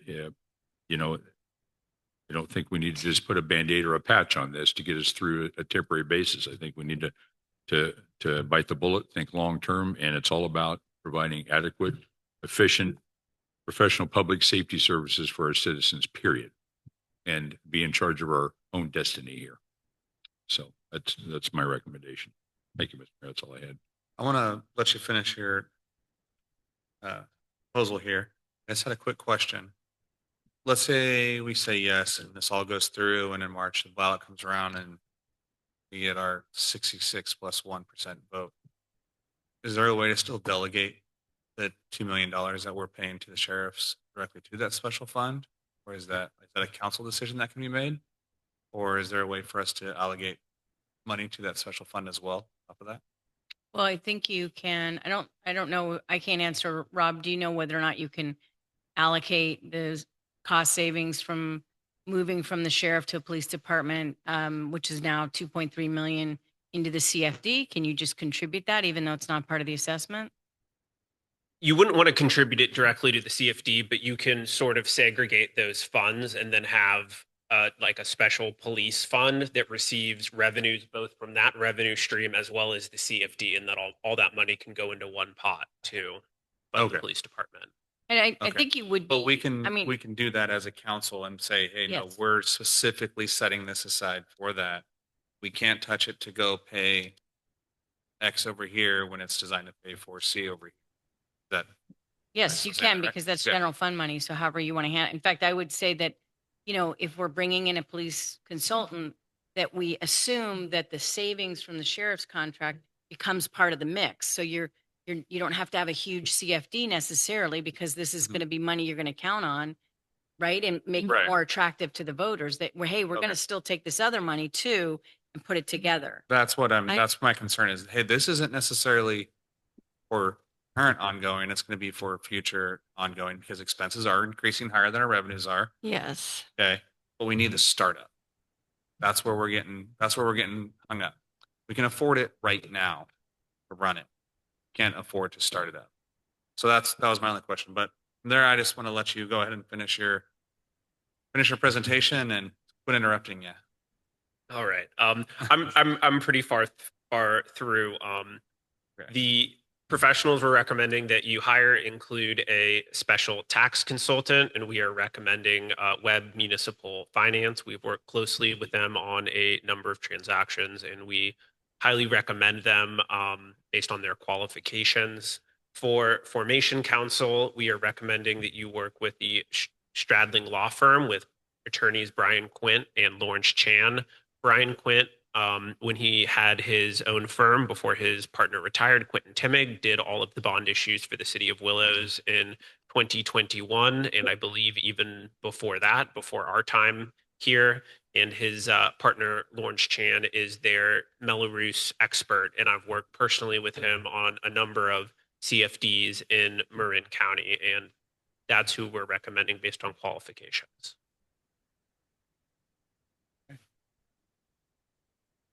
We also highly recommend that you retain an elections consultant as part of this process.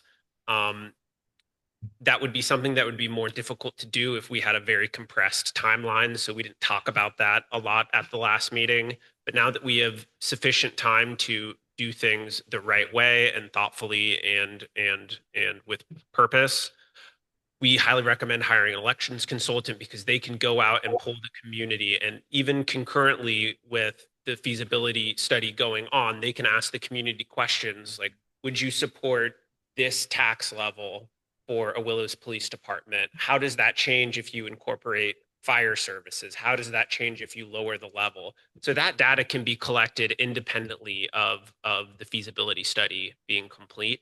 And so we highly recommend retaining an elections consultant because this is going to be a costly process. This is going to be a time-consuming process.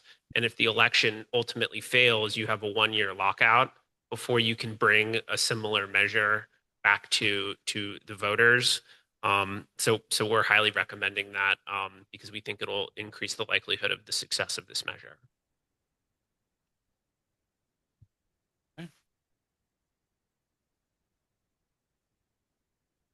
Any further questions from the council?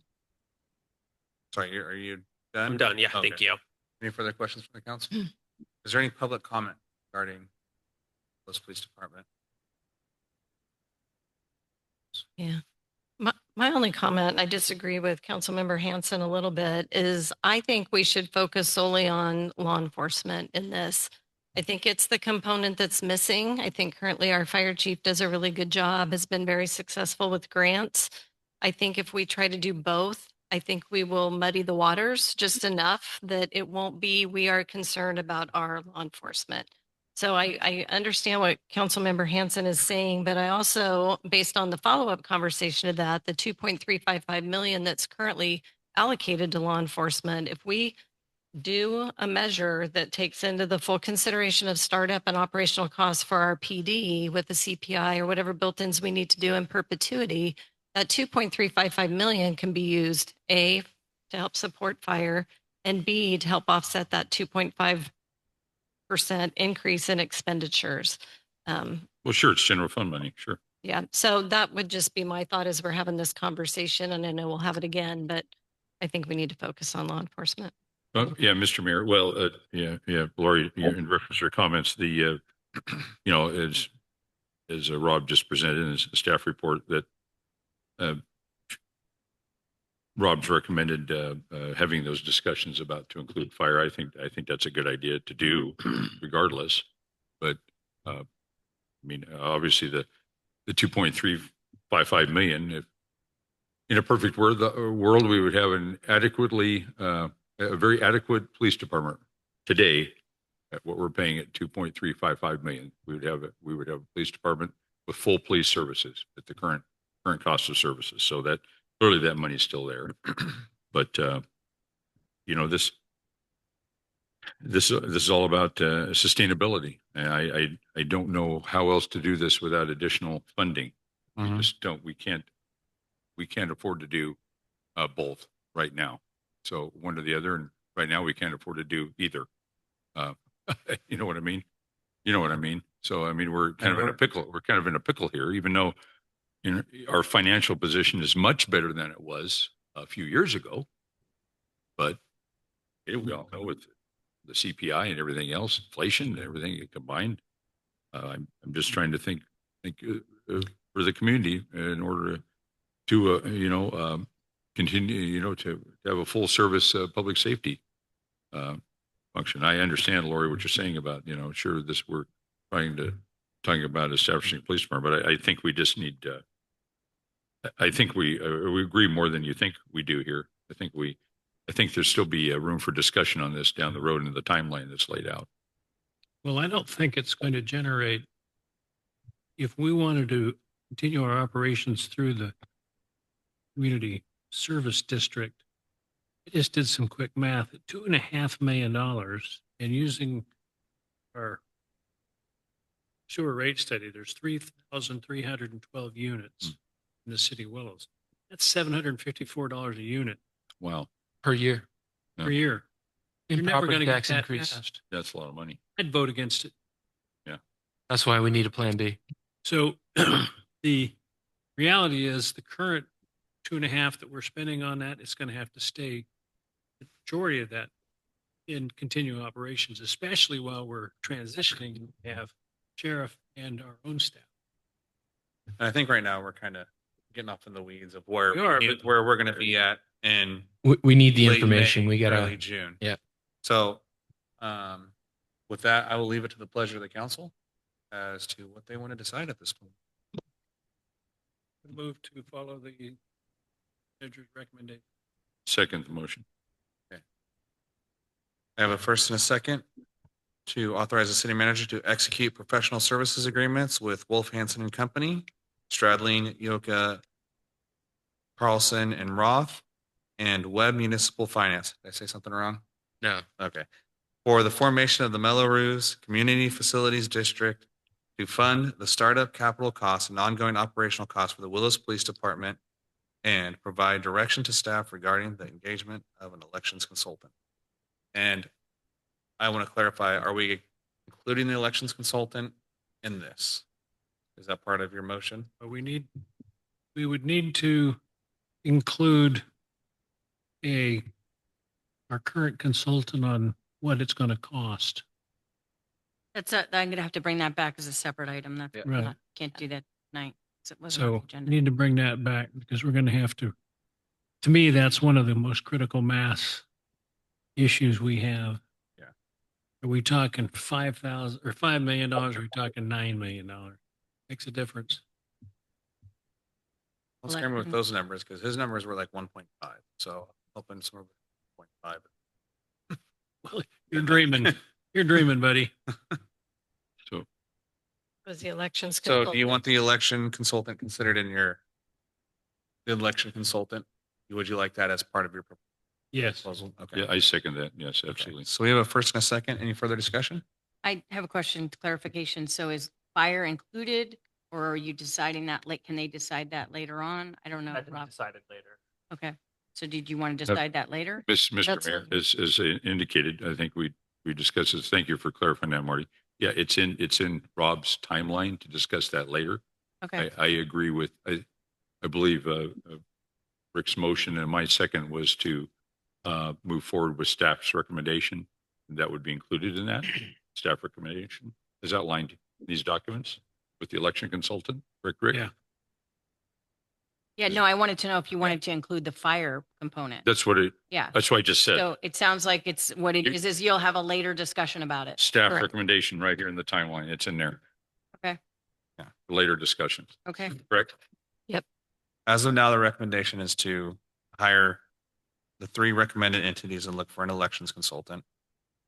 And the discussion later on down the road may or may not involve fire. in that conversation. Got it. Okay. Is that fair to say? Does my first and my second agree with that statement? Absolutely, yes. Okay. Any further discussion? All right. All in favor signify by saying aye. Aye. All opposed, same sign. Motion passed 5-0. All Thank right. you. Thank you Thank you so for your much. time and thank Thank you, you, Rob. Rob. It was good Thank you, meeting Rob. you. Drive safe going back. Thanks, Bud. Thank you. Yep. Thanks, Bud. Yes, thank you too. What was that? We were saying thank you to. Thank you to Bud. Oh, hey. Oh, hey, bud. Thanks. Thanks, Thank you, Bud. You know, I just wanted to add one quick thing that might become available based on what was discussed tonight.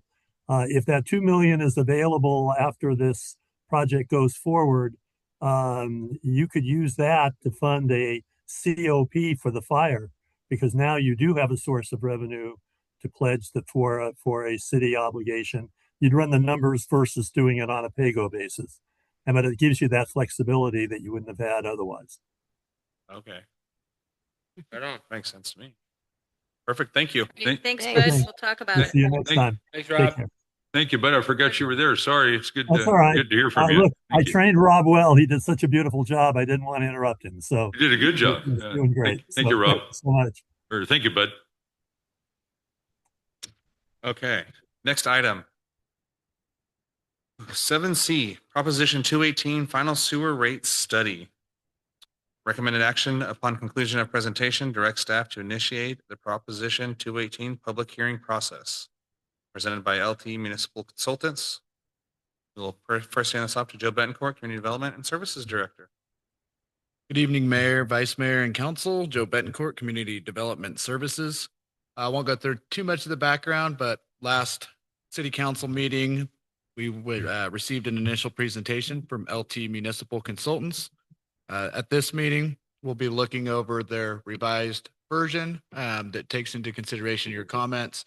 We'll provide some additional clarifications on things that were asked of them from the previous meeting. And I do want to add, with this, we do see a rate increase over percentage, but and they'll get into it more, that we're going to be funding a large amount of infrastructure projects with this rate increase. So over the 5 years, we're setting aside approximately $7.8 million in infrastructure improvements. Most of that, about half of that, goes to replacing 100-year-old sewer line around the city of Willows, replacing critical infrastructure at the wastewater treatment plant, setting up a fund to be able to replace the back truck at the end of the 5-year term, and the wastewater treatment plant pond liners that need to be lined as a part of this. So hopefully with these, I feel like we're at a good place with these infrastructure improvements, that if we can keep this same amount in next rate studies over the next 5 years, that we won't see larger increases over time. And with that, I'll pass it over to Allison Lekowitz and Sophia Mills with LT Municipal Consultants. I applaud your patience. I was going to say the same thing. You are very patient. Yeah. You could have told us to hurry up. We wouldn't have been. We're sorry. It's okay. Good evening, Mr. Mayor, Mr. Vice Mayor, and other council members. It's nice to see most of you again and to meet you, Mr. Mayor. My name is Sophia. I'm here with my colleague Allison, who's on hand to answer any questions. We've prepared a presentation. So 2 weeks ago, we gave the preliminary draft of rates. There's no changes to the proposed rate plan from last time, but we have made some revisions to address some of the questions that came up last time.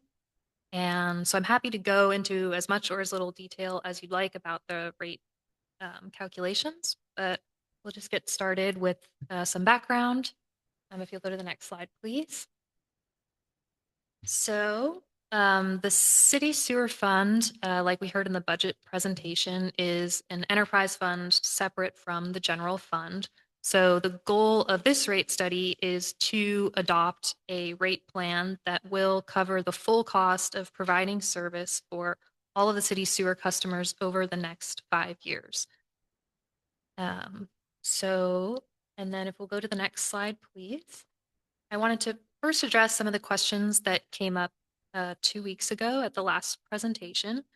and kind of our main topics of discussion. So the first discussion that we had was centered around the financial plan for the next 5 years. So what we did for our study is we took the city's budget projection and looked at estimated actuals for this fiscal year, as well as expenses that we know we're going to increase in the preliminary budget for this year, and use that to project costs over the next 5 years. So one thing we talked about last time was what is being done with the extra, so to speak, extra current revenue that the city's sewer rates are generating. So we talked about or Joey mentioned during the finance presentation of the budget that there at current rates, there's about a $900,000 revenue margin before capital expenses are factored into the sewer fund. So what that revenue is being used for is it's being contributed toward primarily funding capital improvements. And any extra revenues go toward maintaining the sewer funds balance. So if you look here, we've prepared a chart showing if the city were to go without a rate increase over the next 5 years, it's projected that there would be a deficit of about $3.8 million over that time period if the city were to finance the entire capital improvement plan. So without a rate increase, that would not be feasible, and the city's only option would be to either not conduct capital improvements or somehow reduce operating expenses, which is very difficult. So with the proposed rate increases, we're projecting that the city would be able to finance the full capital improvement plan, which is that $7.8 million of improvements that Joe mentioned, as well as meet all operating expenses, including projected inflation over the next 5 years. So in this, Go ahead. sorry, Mhm. I apologize because I missed the last one, the 2.2 million in 2930 for SS 002233, page 138. Is that the relining of the ponds? Or where's the relining of the ponds coming from all this? So the pond, I'm sorry, I don't have the full packet that you have, Oh, so I don't okay, have sorry. the same page numbers as The you pond do. liners. But it's right. So the pond lining is projected to be a total of $1.45 million that will be spent over 2 years. Okay. A portion of Oh, I see it now down there. further yeah, down. a portion of that is expected in 2028, fiscal year 2028, and then the second portion in fiscal year 2029. I see. I'm sorry. I apologize. No problem at all. Okay. Any other questions about that overall financial plan? And I have more detail as well further on. I just have a question on the pond liner since you brought it up. So are we actually relining the ponds, or are there any other solutions been presented by the Regional Water Quality Control Board? We haven't got a lot of information back from them. What we submitted to them was we got our notice, and then I think we sent some follow-up information from them. We did some pond liner testing, so we've been moving through the process.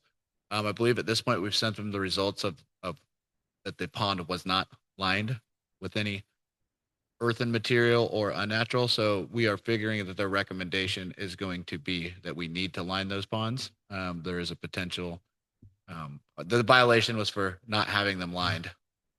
And so we did our due diligence on seeing if they were, and they were not.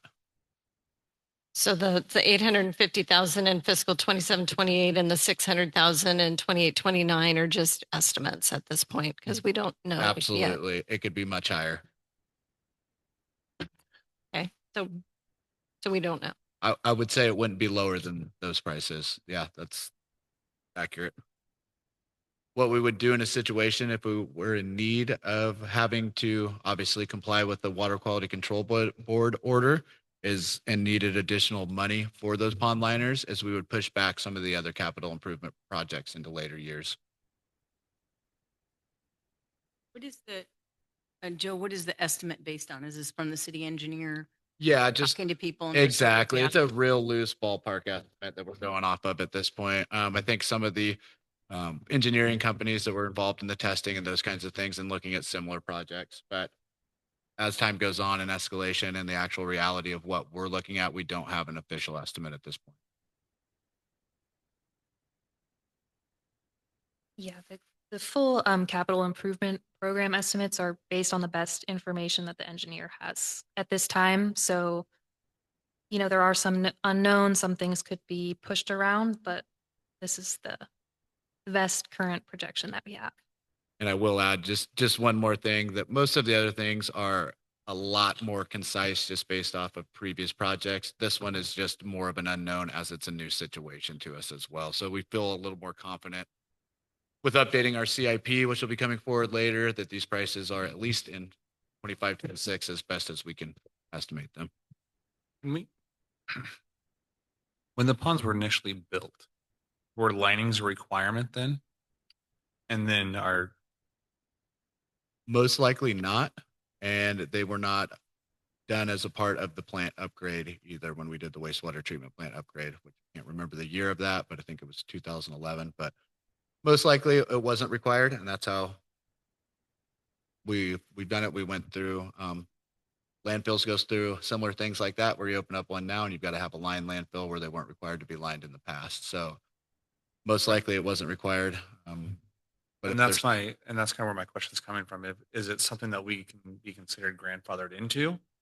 Or is this actually some other engineering firm's mess up when they were supposed to actually do a lining and then never did it when they actually did the Didn't they do those like in 97 or 98? I mean, I know that's when the city got the grant money to upgrade the wastewater treatment plant because I was on the council then. So that, I mean, things have changed a lot. So that would have and they been. do change drastically and in a quick amount of time. So I can't speak to whether those were in an analysis that they needed to legally be done. My thought is that they would have been, and being grandfathered in at this point, I think it's an option to ask, but I don't think that we would be able to as long as they're in use. They would say fix the ones you have, or you need to do new ones. It's an environmental quality issue. I mean, the reason that this got discovered was they were testing groundwater. And so I would say it's highly unlikely that they're going to waive it or give us a pass if it's impacting groundwater.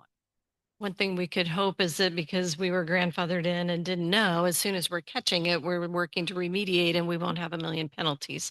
I mean, maybe if there's grace, it will be on the penalty. Usually track. the state is very forgiving if you're working consistently and moving forward, even if you don't meet every timeline, but they can see progress. They're usually pretty supportive of that, and you communicate with them. I actually had a penalty I inherited in Marysville, and it was painful to get through, but my predecessor was not as communicative as I was when I got there, and things got a lot better, a lot faster when we kept the state up to date with our progress. Just another note, I want you to know that we are looking at additional revenue sources to try to, if we need additional funding, we can provide that.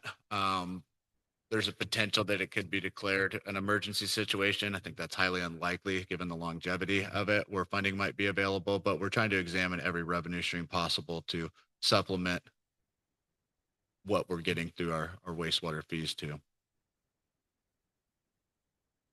It just seems amazing that Willows, compared to many of our surrounding towns, is up quarter of the highest sewer rates. So I'm trying to figure that out. Clay soils. Yeah, I was going to say soil types. Orland has a whole different situation than we do, Sure, and how gravel. they have to treat. They don't have to do anything. And just for reference, I think Chico just passed theirs and they're going up something like 180% over the next 5 years. So the deferred piece of it, like I said, this brings us up to a $7 million infrastructure upgrades, and that's where the real cost is coming from on the increase. But if we don't start replacing these lines at some point, and if we don't take care of our wastewater treatment plant at some point, we're going to have a really big expense on the taxpayers' back. That will make this look a lot less severe. And like I said, I just want to reiterate, with the $7 million of infrastructure upgrade, if that doesn't increase drastically, which it could be lower because we won't need a new back truck in 5 years, we won't need to reline the ponds. We don't see this as an increase going up forever, but we do need to get caught up on having an actual infrastructure upgrade process built into these rates. So as you say that, Joe, I'm mindful of thinking as we replace sewer lines, what is the projected lifespan once we do a replacement? That I don't know. These clay pipes have held up for 100 years, so I'm hopeful that the systems now can hold up for.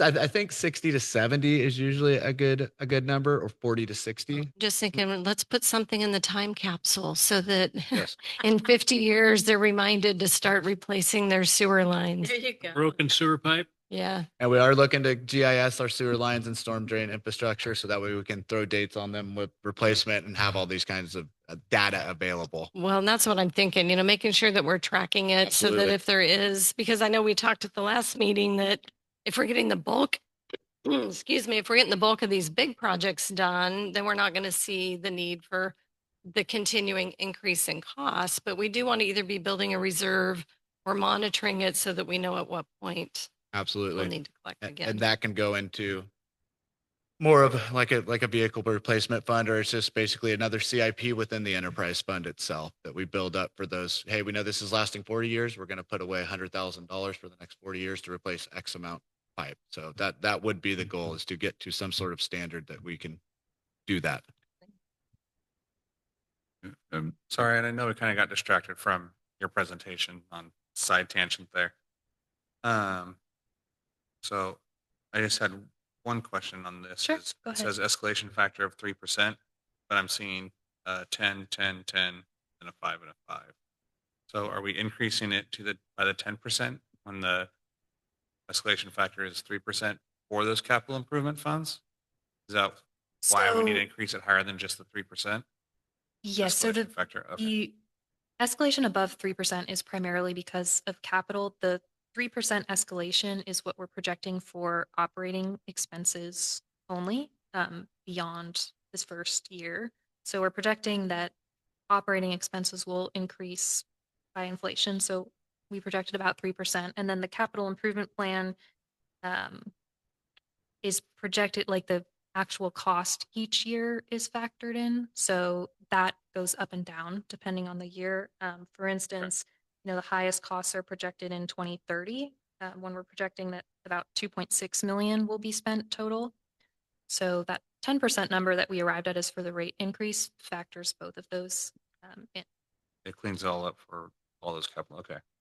So the cost then for the capital, excuse me, the cost then for those capital projects and they're out 3 or 4 years, are those costs inflated? Or it's going to be more expensive 4 years from now to do them than what we're thinking today, right? So is that kind of built in? For example, we asked a question on the pond liners and we're not sure, but some of those other projects that we had a more definitive idea of cost, if we're not doing those until 3 years from now, have we factored in the potential cost increase based on inflation? I do not believe there is an escalation piece to it per se, but they're taken directly from the CIP and they're programmed into from those years. So I'd have to look at the CIP in order to say for sure, did that have a factor to it that's built in? I know it's not explicitly said in the CIP, but I don't know if they put, hey, this is 6 years out, we did 7%. So I can look into that for you. Well, I just, again, if we're doing numbers, it'd be nice to know that we've captured that as best we can now. And to go back to finish what I was saying, Mhm. was he had mentioned, really, we're hitting closer to a 4%. So should we be looking at adjusting this to show a 4%? Or is this how you guys do the rate studies? And that's kind of set? Or you're saying CIP's lately been like 3.8, 3.7? Am I wrong with Primarily that? energy, how long? Yeah. So I didn't know, like, is the 3%, is that just a standard that you use? Is it based on areas? I just was kind of curious on that. So I think this is pre-Iran war is what we're seeing tonight. And I think the 3.8, 3.6 that Councilmember Busby was talking about might be today, right now, what's been happening to us. So, we couldn't have projected when we were working on this that we no, we where can't are guess the today. future. No, I get it. That's why I was Yeah. just Although, asking. yeah, I speaking, mean, we could change it if the council Yeah. wants to increase it. yes, we could change it. Although speaking specifically to energy and electricity costs, we are anticipating that in fiscal year 2028, some of your cost will be offset by a solar project construction. So Okay. for that specifically, we are projecting that will go down a bit once solar comes into play, and your cost will actually reduce to 200,000 per year, which from there will then escalate. Awesome. I will be quiet now. Let you finish. I apologize. Sure. No, no apology necessary. Please continue. If you have more questions, feel free. So the last question I wanted to address that we had discussed 2 weeks ago was about the commercial rate design. So we discussed how for all non-residential customers, we're going to propose that the volumetric charge from now on only be charged for usage above a base amount, which we're proposing to set at 8 units. And again, that will be measured in winter water usage since we can't directly meter sewer flow.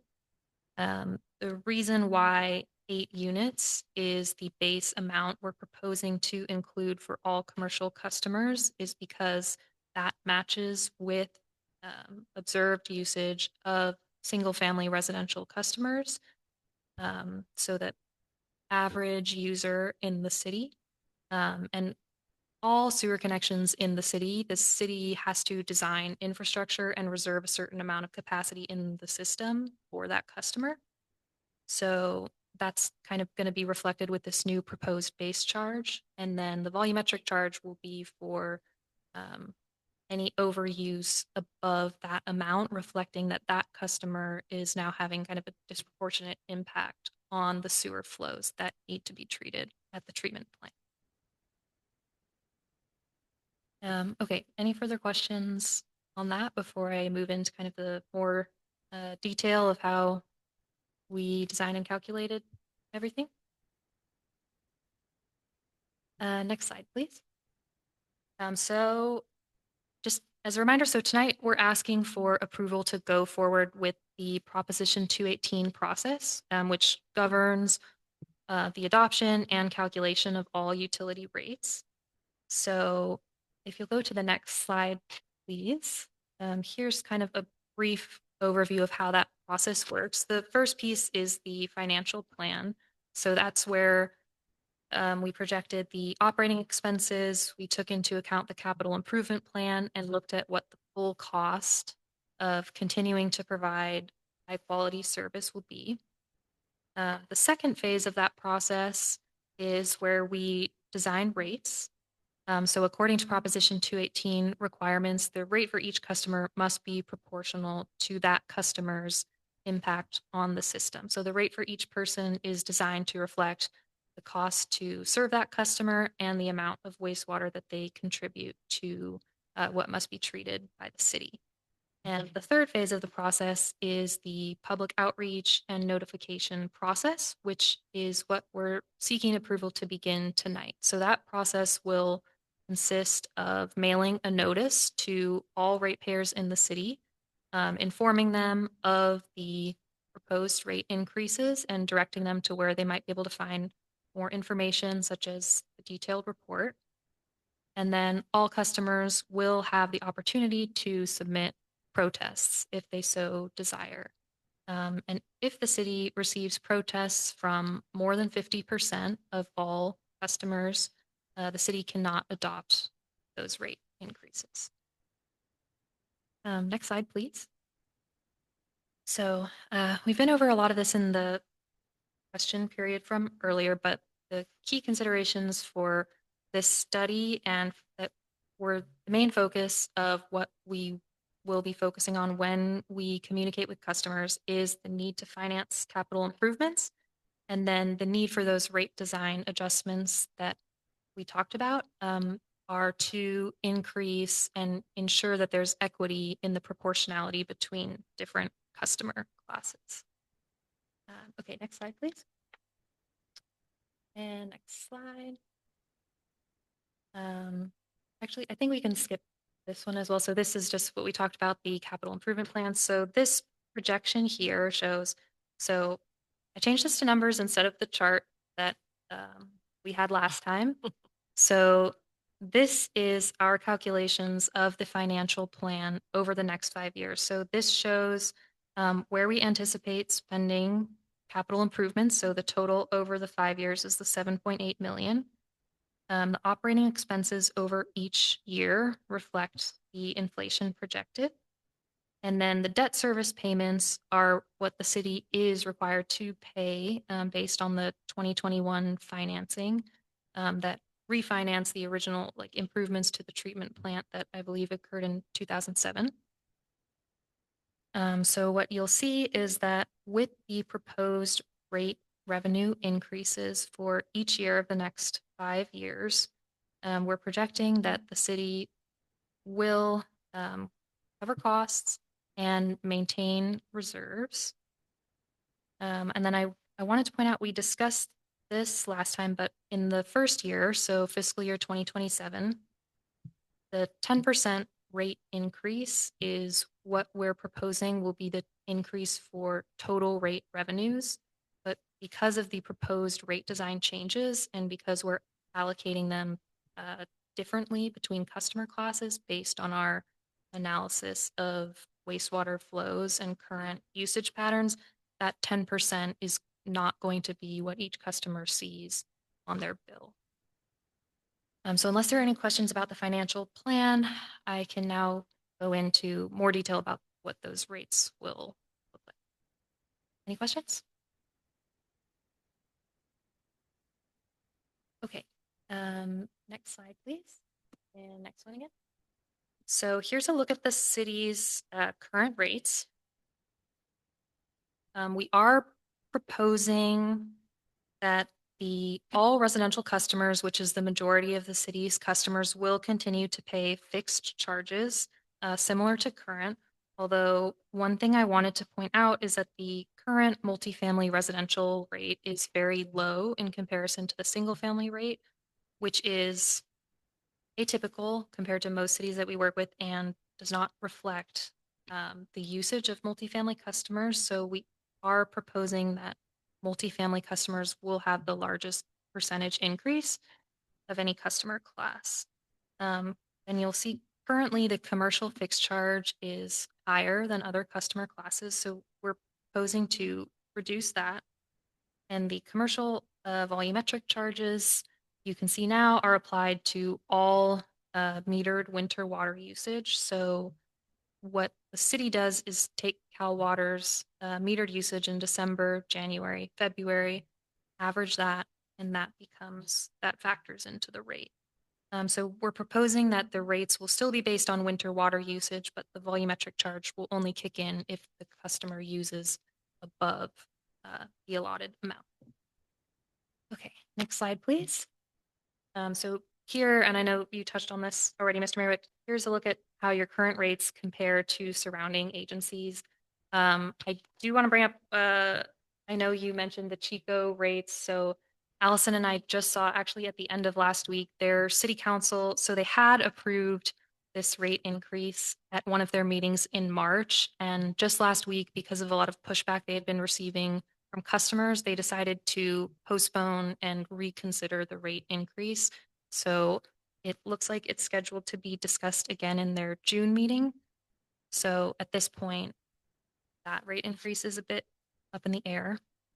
But here's where the rest of your neighbors stand. Again, many of these agencies, there's many factors that come into play here. For one, these are current rates, and it's expected that many, if not all of these agencies will also face increases over the next 5 years because they also are facing the same financial pressures. But some of them have different size customer bases or they have different treatment requirements. Your city has tertiary treatment of all wastewater and can't, dump it in the soils. So those are just some of the issues. Are you the consultant for Chico? No. Okay. No, we just we read about it in the news. Yeah. Yeah. Yeah. We've been keeping It was big news. Yeah. Yeah, we've been keeping an eye on it just because of how the magnitude of increase that they're proposing is very large. But it looks like at this point they're a bit back to the drawing board. They have 5 or so different options that they're looking at. So yeah, we'll update it when we know. Okay, next slide, please.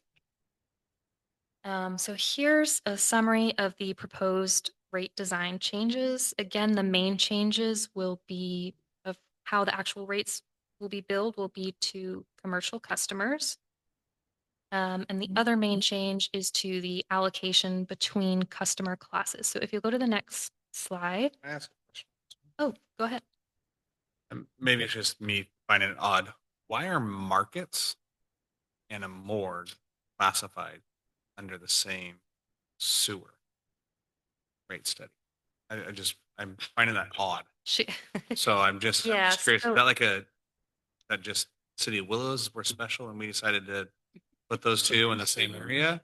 No. Or is that like So statewide, government wide, like how sewer rate studies are done?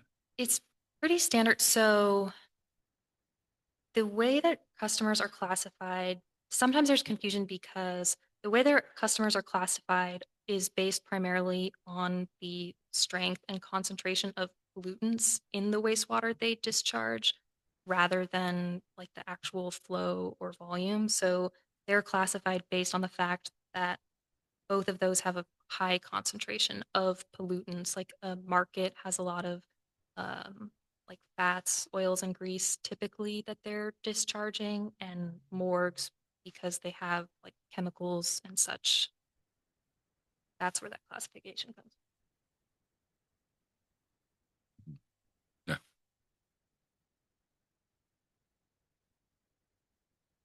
Okay. So if they are having a commercial grease trap that's capturing, honestly, the contaminants that they're putting them in the high strain, that not? Because last time this came through, it didn't come through since I've been here, but my first couple of council meetings, there was major complaints about the rate study and the restaurants not being able to honestly afford the water bill because it was so much for. So I'm just trying to figure out and at least have an answer as to when they come back and say, well, what the heck, you guys are increasing my rate again. This is why. So if they're required to have a grease trap, which I believe they are, then why are they being charged for those contaminants when they're being captured? And because they're not all captured, it still does leak into the line. There's no way that it doesn't. And I think we'll see later on, there will actually be less burden on the commercial businesses compared to the current rate structure that it is under. And in the previous rate structure, you'll see that this will be soon. I think it was at $8 per HCF or a very high mark, and it was the same kinds of categories as the morgues. And we see it all the times. Areas, Humboldt with restaurants, fast food. That's where we have our problems. The grease gets in the line. It's impossible that it doesn't. So. And won't the city, so especially if we are using the Tyler utility billing, then the city will be determining what category each business fits into, correct? So if, for example, you have a mini mart downtown, but they don't have a meat counter, they don't have a deli, they don't have a grease trap, they might be classified into other commercial as opposed to a market. So I would imagine the discretion is going to be at the city level, as in when, determining what category they're going to be placed in if the city's doing the billing. Absolutely. And I think the majority of those will hit the other commercial piece. And then we'll be looking specifically for things that are generating. You're cooking meat, you're doing the deli, you're doing those food related items, you're having a continental breakfast that is a cooked one versus you're doing prepackaged muffins at the hotel, right? Maybe one hits other commercial, maybe one doesn't. But yes, it would be a discretionary look at what that business does on how they hit one of those categories. But the bulk would be other commercial unless hitting mostly a food related service. Yes, that's correct. The majority of customers are currently classified as other commercial. So under the proposed structure would be in that medium category. No, like I said, it caught me off guard to see market or same category. So That's those oils, fats, and grease, Yeah. as well as the embalming fluid. Yes. Nasty stuff. Okay. If we can go on to the next slide, please. So here's just kind of a graphic representation of how total revenues are allocated between each customer class. So as I noted, the biggest change is that multifamily residential customers are proposed to pay a larger share in proportion to the fact that their estimated usage is higher than it was assumed under the current rate structure. So the next slide, please. So here's a detailed look at how the base rate is calculated for each customer class. As I mentioned, there's a portion of costs that are allocated based on the estimated strength of the wastewater, and that's allocated in proportion to the flow of 8 units. That's the base for most customers, with the exception of multifamily residential, who are estimated to discharge 6 units. And then all customers are proposed to pay a fixed customer service charge that's about $40, which represents kind of the city's fixed administrative costs, such as salaries for staff members and other administrative fixed costs unrelated to the amount of sewer flows that each customer is generating. So if you could move to the next slide, please. Here's the comparison of the current rates and then proposed rates over the next 5 years. So that first year, which is proposed for this August 1st, is based on the calculation on the previous slide. And then the subsequent 4 years are based on the proposed total increase that was proposed in the financial plan. So for instance, from August 1st, 2026 to July 1st, 2027, there's a 10% increase applied. So in the first year, you will see that for the majority of the city's customers, which are those single family residential units, there is only a small increase proposed. And then other customers, the impacts will differ. If you go to the next slide, please. Here's just a look at how that proposed rate for single family customers compares.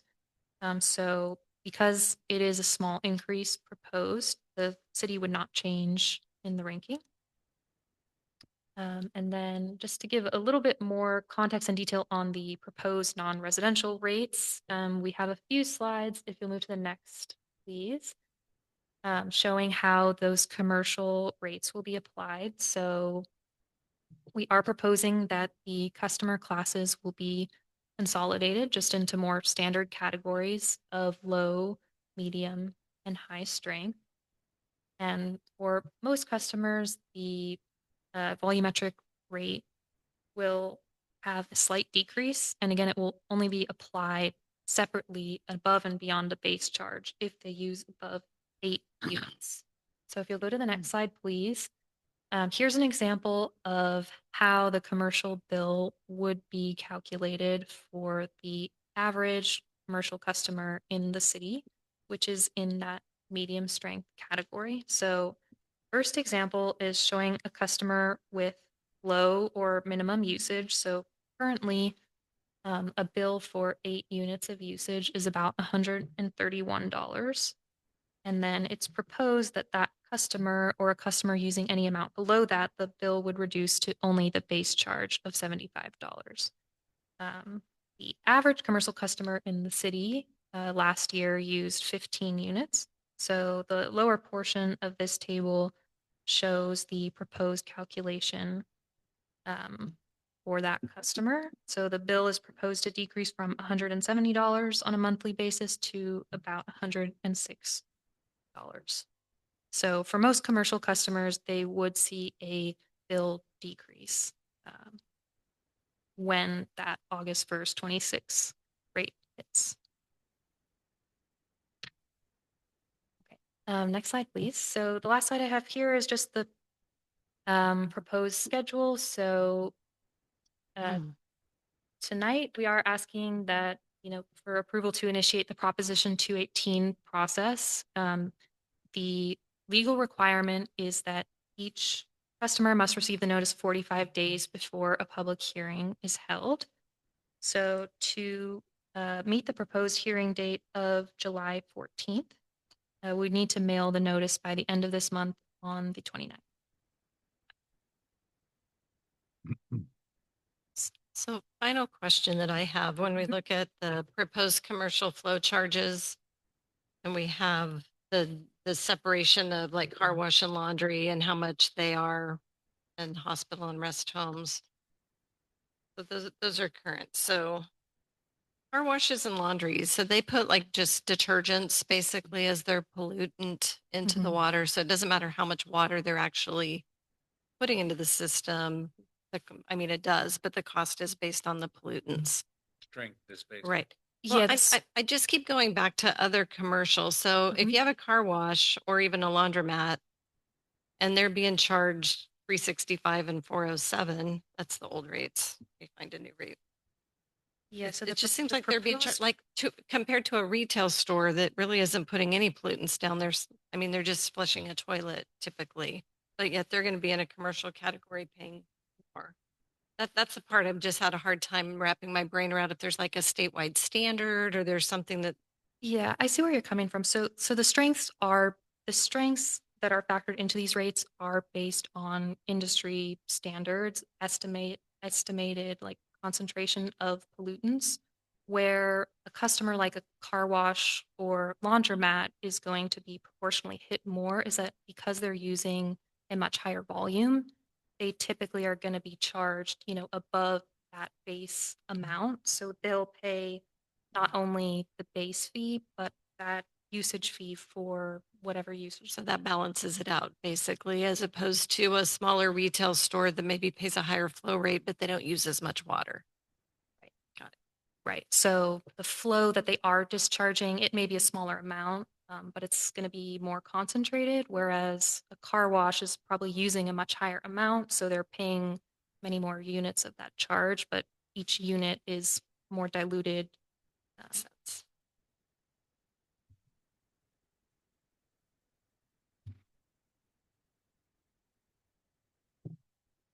I'm assuming you're good. Questions? Vice Mayor Thomas, any questions? I just wonder if there's any public comment. I have none. Okay, Councilmember Pride, any Nope, good. Busby, Hanson? Any further I questions? do. I don't have any questions. Okay. Any public? Mr. Mayor, if I may, Sophia, thank you very much for the presentation. I like the proposal. I think that it's, especially with the commercial decreases or, majority or many commercial decreases. I like the 800 cubic feet volumetric baseline. I think that's great. Where were you 5 years ago?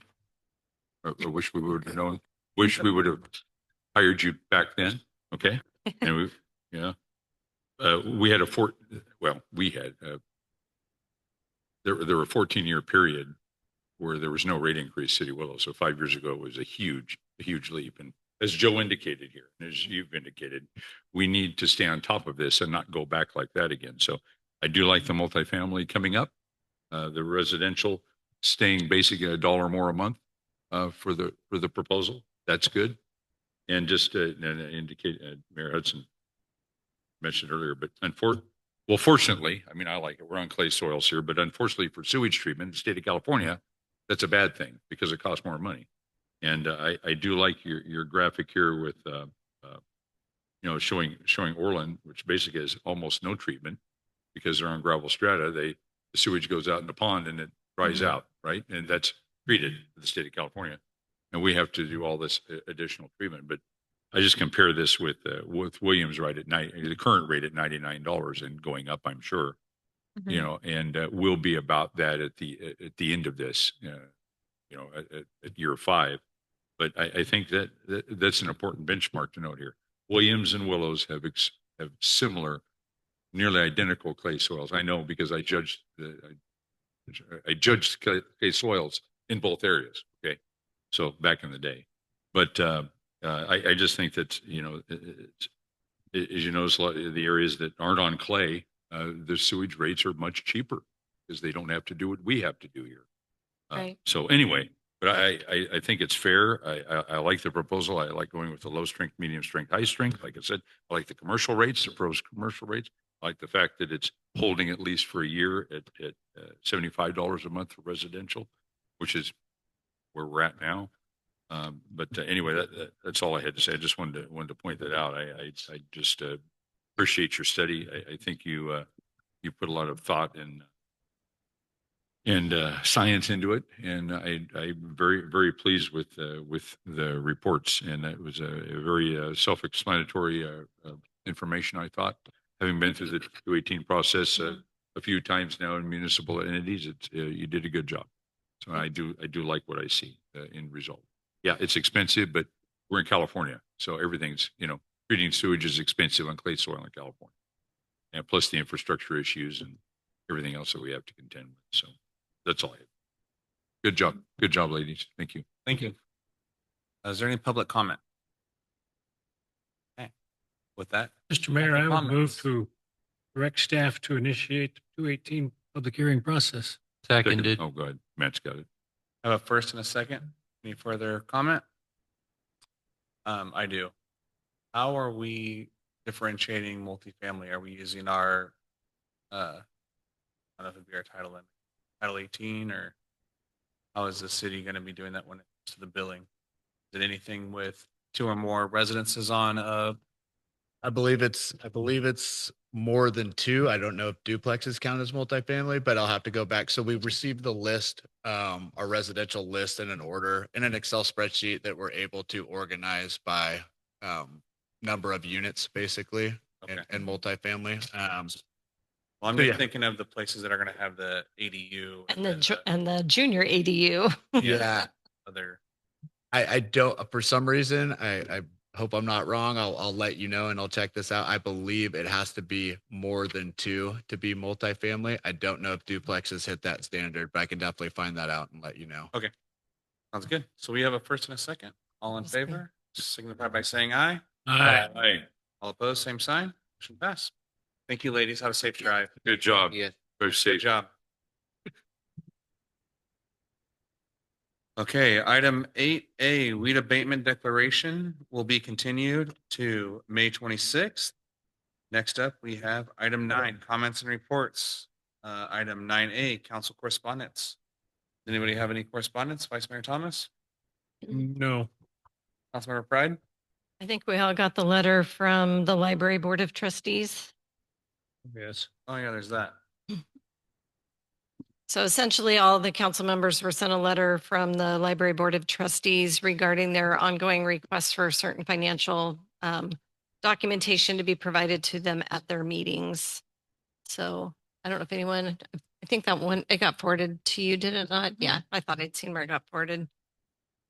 So that's the only one that I've seen. And I believe staff's working on that already.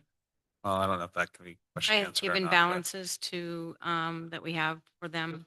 Not, I think, I'm not quite sure besides the balance. I mean, we don't actually do a budget for the trust funds. I mean, we just house them and keep them and we have balances. And I did recently also we calculated the interest rate and I emailed that to the vice chair and the chair. The reports that we know how to run, we've run. I did tell them, this isn't really the best time. We're in the middle of a budget with a finance director that's been here for 3 months. If you want us to try to experiment with figuring out more reports that we could write on the 6 or 7 funds that they have, we could do that after in the new fiscal year. So I know I was at one of the library board meetings when this came up as an issue, and it was kind of my suggestion. They've not been satisfied with the response from the city manager. And so I suggested that, if they wanted to elevate that to make sure that the council was aware of it. So I don't know if we want to have a discussion and say we support the city manager's position and we're doing the best we can with the resources that we have to provide the required financial information so they can do their business. I don't know if you have a thought on that, Matt. Yeah, feels a little bit like a moving goalpost. We provide something, they ask a different question. I don't know. The information has been provided. I don't know. Maybe we asked for clarity as to what information was not, that is not there that they are looking for. But Maybe you can ask them if they can give us an example of what they're looking for. yeah, I'm assuming that it's something that they possibly received in the past, but it's probably out of moms and it's not similar to what we can pull from Tyler. Yep. I think But that's possible. if they could at least get us a copy of it and we can say, okay, this is what you're looking for. We can't exactly do it this way. Yep. So then that way we're at least all on the same page and They have hopefully we're trying previously to operate asked for smoothly. to audit an individual line item of one of the funds, and our auditors aren't going to audit a single fund. They don't do that, and that's not what our auditors. I mean, I'd have to find somebody and hire them, and I don't know that you want to pay for somebody to A forensic audit, I think Yeah, not. right. I don't. I mean, I worked through with Andy that particular fund where there was a discrepancy, and sat on the phone with him for 30 minutes while he went into the mom's account and went back in time, figured out what happened. I can tell you he was not happy, but we spent 30 minutes on the phone figuring out what happened. I explained it in an email to the board, which the council also received. And that was still not good enough. They wanted me to actually have the individual line item audit. I mean, if Andy is doing it as the consultant, I mean, that is like an audit to have somebody like that at that level. Because our finance director now doesn't know mom. I mean, he's the only person that could do that exercise and go back in time and figure out what happened. Well, I think the important thing, and I heard one of the council members say it, they're specifically stating this. We respectfully ask the city council to support continued financial reporting to the library board for accounts 203, 204, 205, and 212. They understand they weren't given those reports at their April 9th meeting and understand they will not get them until August 2026. So in lieu of this, we're requesting that we be provided retroactive for the reports for April and June. So a thought would be if we're not doing moms anymore. I mean, whatever information we have is in Tyler, correct? So we can't go back. So if they want current reports for April, June, and then August at their meeting, I would say run the reports that Tyler will run for those accounts. Provide them and make sure we're all provided a copy of those so we can see that this is the best information you can get. And then from there, is there specific information they're not seeing? And to me, it's a past issue of their, I don't know. But that's what they're asking for. I don't know why we're having this discussion right now at this meeting, personally.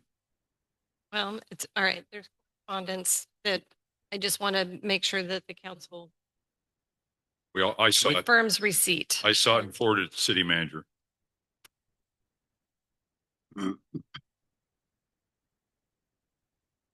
Okay, so then I think it'd be a good idea to put that on a discussion action item then. For I the mean, council or the if board? we're not allowed to discuss it right now, then let's go ahead and put on a discussion calendar item. With that, Councilmember Busby, do you have any further? no, I will get Correspondent? clarity. I'll email Art. Okay, I just don't know if you have any correspondence. Councilmember Hanson, any correspondence? Oh, thank you, Mr. Mayor. Are you sitting down? No, I have nothing to report. Thank you. Okay. I did receive a letter from Sentinel Transportation regarding laying off some of their employees due to a consolidation of their division by their parent company. It looks like the business is located on Garden Street. There was 3 people possibly let go. So they just sent out a notice to make sure that they were in compliance with California Worker Adjustment and Retraining Notifications Act, collectively known as WARN. So that's all I've received. With that, we will go into City Council comments and reports. Vice Mayor Thomas. None. Councilmember Pride. None.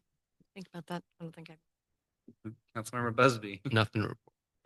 Councilmember Hanson. Oh, I thought I had already, I have nothing to report, Mr. Mayor. Okay. Are you sitting down? Are you surprised? I have Yeah. nothing. I did have a city select meeting. Councilmember Romano has retired from the Orland City Council. He has moved. So we had to have a special meeting to replace him at LAFCO. Terry Barr is now the current mayor is their primary, and then JC Tolley will be their alternate. With that, I don't believe I have anything else written down. And we will go on to item 9C, City Manager's Report. Very quickly, I just want to thank Masters Gallery and Sierra Nevada Cheese and Carlene, our city clerk, for tonight's monthly cheese event and little reception that we had. I really appreciate them volunteering and participating and being a sponsor of that event. And also a reminder that Public Works Week, we will be having a barbecue and showcasing Public Works equipment on Thursday, May 21st from 11 to 1 at the Corporation Yard. Please join us. Thank you, Carlene. It was very good. Yes. The Thank you. punch was good too. All people involved. That was very, very nice to have. Give me leftovers. There's more right out front. Yes, there's snacks. Perfect. Okay, with that, we will be going on to item 10, closed session. Prior to the city council convening in a closed session, the public will have an opportunity to address the council regarding the item listed below. Pursuant to Government Code 54954.3, public comments are generally restricted to 3 minutes. Item 10A, conference with legal counsel, initiation of litigation. Section code 54956.9, subsection D, subsection 4, one case. Any public comment? Seeing none. Item 10B, public employee performance evaluation, section code 54957. Any public comment? Seeing that there's no public comment, we will go into closed session at 9:11. Hang on a sec, Carl. All right, we'll be returning from closed session at 10:23. Item 10A, conference with legal counsel, initiation of litigation, 54956.9, subsection D, subsection 4. Information was received, no action was taken. Item 10B, public employee performance evaluation, item 54957, no reportable action was taken. With that, we will adjourn the meeting at 10:23. Have a good night.